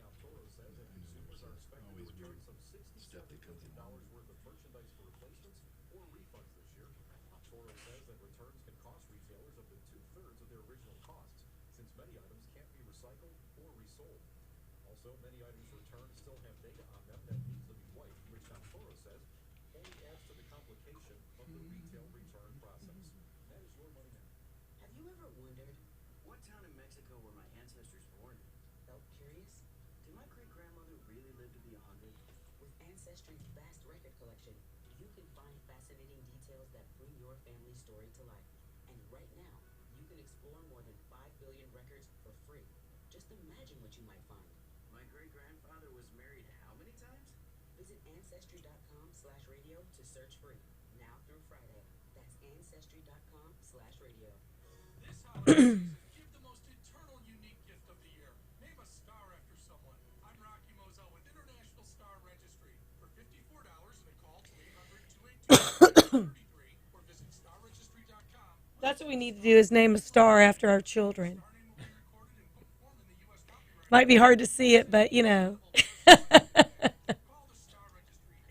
$54. Send me $54 and I'll name something after you too. You can never see. Yeah. Well, we are really excited that you could watch with us on YouTube Live. We appreciate Lieutenant Governor Billy Nungesser, Chip Davis with the Showpiece Quartet, Alyssa Carson at NASA Blueberry. You got to go follow this girl. Todd Terrell with United Cajun Navy. We are just grateful to each and every person. Mickey Harris, thank you for calling in from the Los Angeles area. I'm grateful for you asking me to be here. Look, what else are we doing on a Monday morning, day after Christmas? I was thinking, what am I going to do today on this Monday? I need to go back to work, but I don't know I don't know if I can drag my tail out of the bed early enough or if I want to. You And jumped then in here at you're like 6 Let's o'clock. rock! And I'm like, let's rock! Come on. I love it. No, it was great. I appreciate you asking me. Yeah. Well, I'm glad that you could come. We need to make sure we support our local musicians and gig economy. So, That's Manship. right. I know I've said it before. I'm going to say it again. Well, you gave away the Manship Theater. two pairs of tickets. We must have done an okay job because they I called guess in. so. That's right. So, well, I'm definitely going to go. Tomorrow night I have to look. So I have to check with my wife before. I had forgotten about the show, to be honest with you. I knew about it. It's always this week. That's why we were meant to talk. That's right. So I definitely want to go, even if I dip in and dip out. But yeah, we have a mutual friend I hope is in town, and maybe he could go with me. Oh, yeah. Yeah, maybe he could go. Maybe you and Anna could go. I'd love to. Yeah, I'd love to bring her out. She needs to get out for sure. But we shoot, I forgot what I was going to say. It's always this week in between Christmas and New Year's, this show. And so it's one of these crazy weeks that you don't know where you are, you don't know where you'll be. But I'm really glad that you reminded me of it because I do want to go. And it's a good, clean show. You can bring your kids, your older kids. You wouldn't want somebody that might start crying in the middle of the performance or something because they do record it. But the lighting is beautiful at the Manship. The sound now, is quality it in the big room or is it in the it's in the main Hartley theater. Bay? Okay, so it's in the main theater. Awesome. One year it was in the Hartley Bay, that was and the then first it moved. Year, I remember. Yeah. Yes. We did a Phil Vassar show in that Hartley Bay one time with CJ and one person we didn't mention on the thing, and I want to mention just while we're on YouTube is Benji Davis. Oh yeah, Benji, another incredible talent that's had just hit after hit after hit, back to back, and so.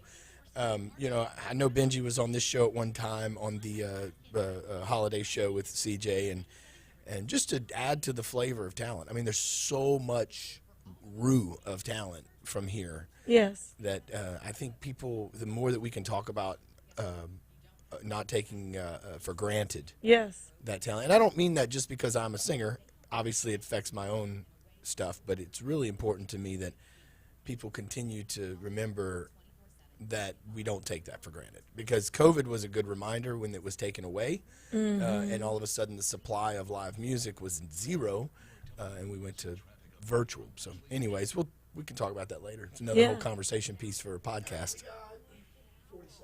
So that'll be a good podcast for you and me to talk about in the future. Well, it's like Sarah Duguay moved from here to Nashville. There's so many people that have just picked up and said, you know what, I'm just going to give it a shot. Yeah.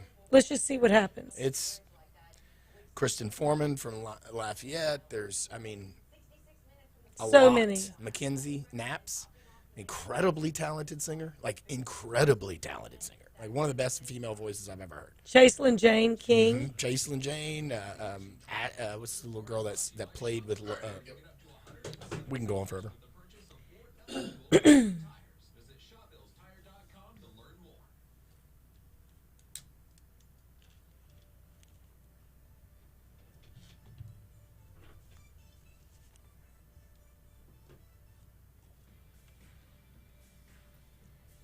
And welcome back to Talk 107.3 FM. I am Betsy Barnes, co-host of Rock It Right, here with my pop-in co-host. And we rocking it right this morning. We rocking it right. We got Taylor Sharp behind the board, making us look good, sound good, feel good. We appreciate you, Taylor. Thanks for doing my makeup. Oh, yeah. No problem. Anytime.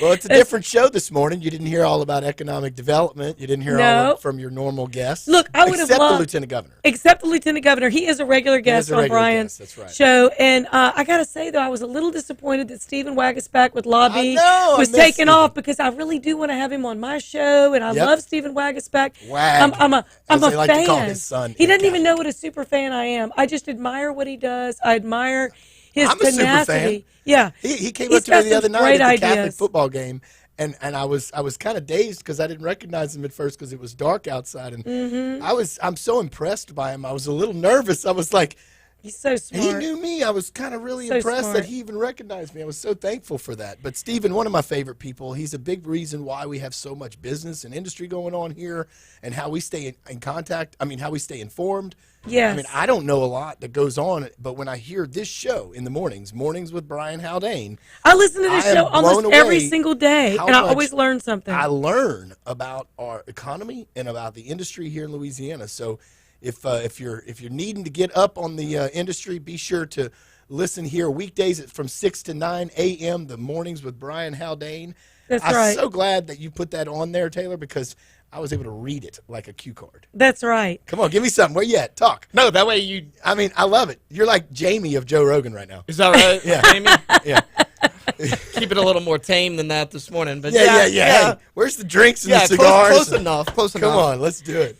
Well, we want to encourage you to also listen to Brian, but also listen to Rocket Right Entertainment with me and Dr. K. Solar. We're on Talk 107.3 FM, going into our 7th year. I cannot believe it. Wow. Saturday at 11, Sunday at 11, Talk 107.3 FM, of course. But you can also hear us on the Tiger and the Gator out of Natchez, Vidalia, and Faraday at 7 a.m. Saturday, 7 a.m. Sunday. And that goes into Mississippi, into central Mississippi. So we're in Mississippi now. Well, for all you folks in that area, in the Vidalia area, just so you know, I'm the singer of Vidalia. That's exactly right. So be sure to check it out, Vidalia. We love Ronnie Calhoun. Cheap plug. Yeah, we love Ronnie Calhoun. And so you can hear us through Mid-South Broadcasting. Yep. Jim Bob Allgood gave us our shot. And he plays our show, and he is such a big fan. And we'll be on TV 5 nights a week on Natchez TV and Vidalia TV starting after the first of the year, probably the beginning of February. And then you can hear us Monday mornings at 6 a.m. on KWLA, All Talk All the Time, into Hemp Hill, Texas. Wow. So we are two busy blondes on the GEAUX showing off life in Louisiana. So if you want to be on our show or you want to suggest somebody on the show, like David St. Romain's been on there. Rock It we have Right. to Rock It Right Entertainment on YouTube and Facebook. And so just remember, if you're going to rock it, make sure you rock it right with Brian Haldane every single weekday morning. And Two Busy Blondes. And Two Busy Blondes on Talk 107.3 FM. Y'all have a great Monday Love and a good y'all. week. Thank you. Happy New Year. That's it.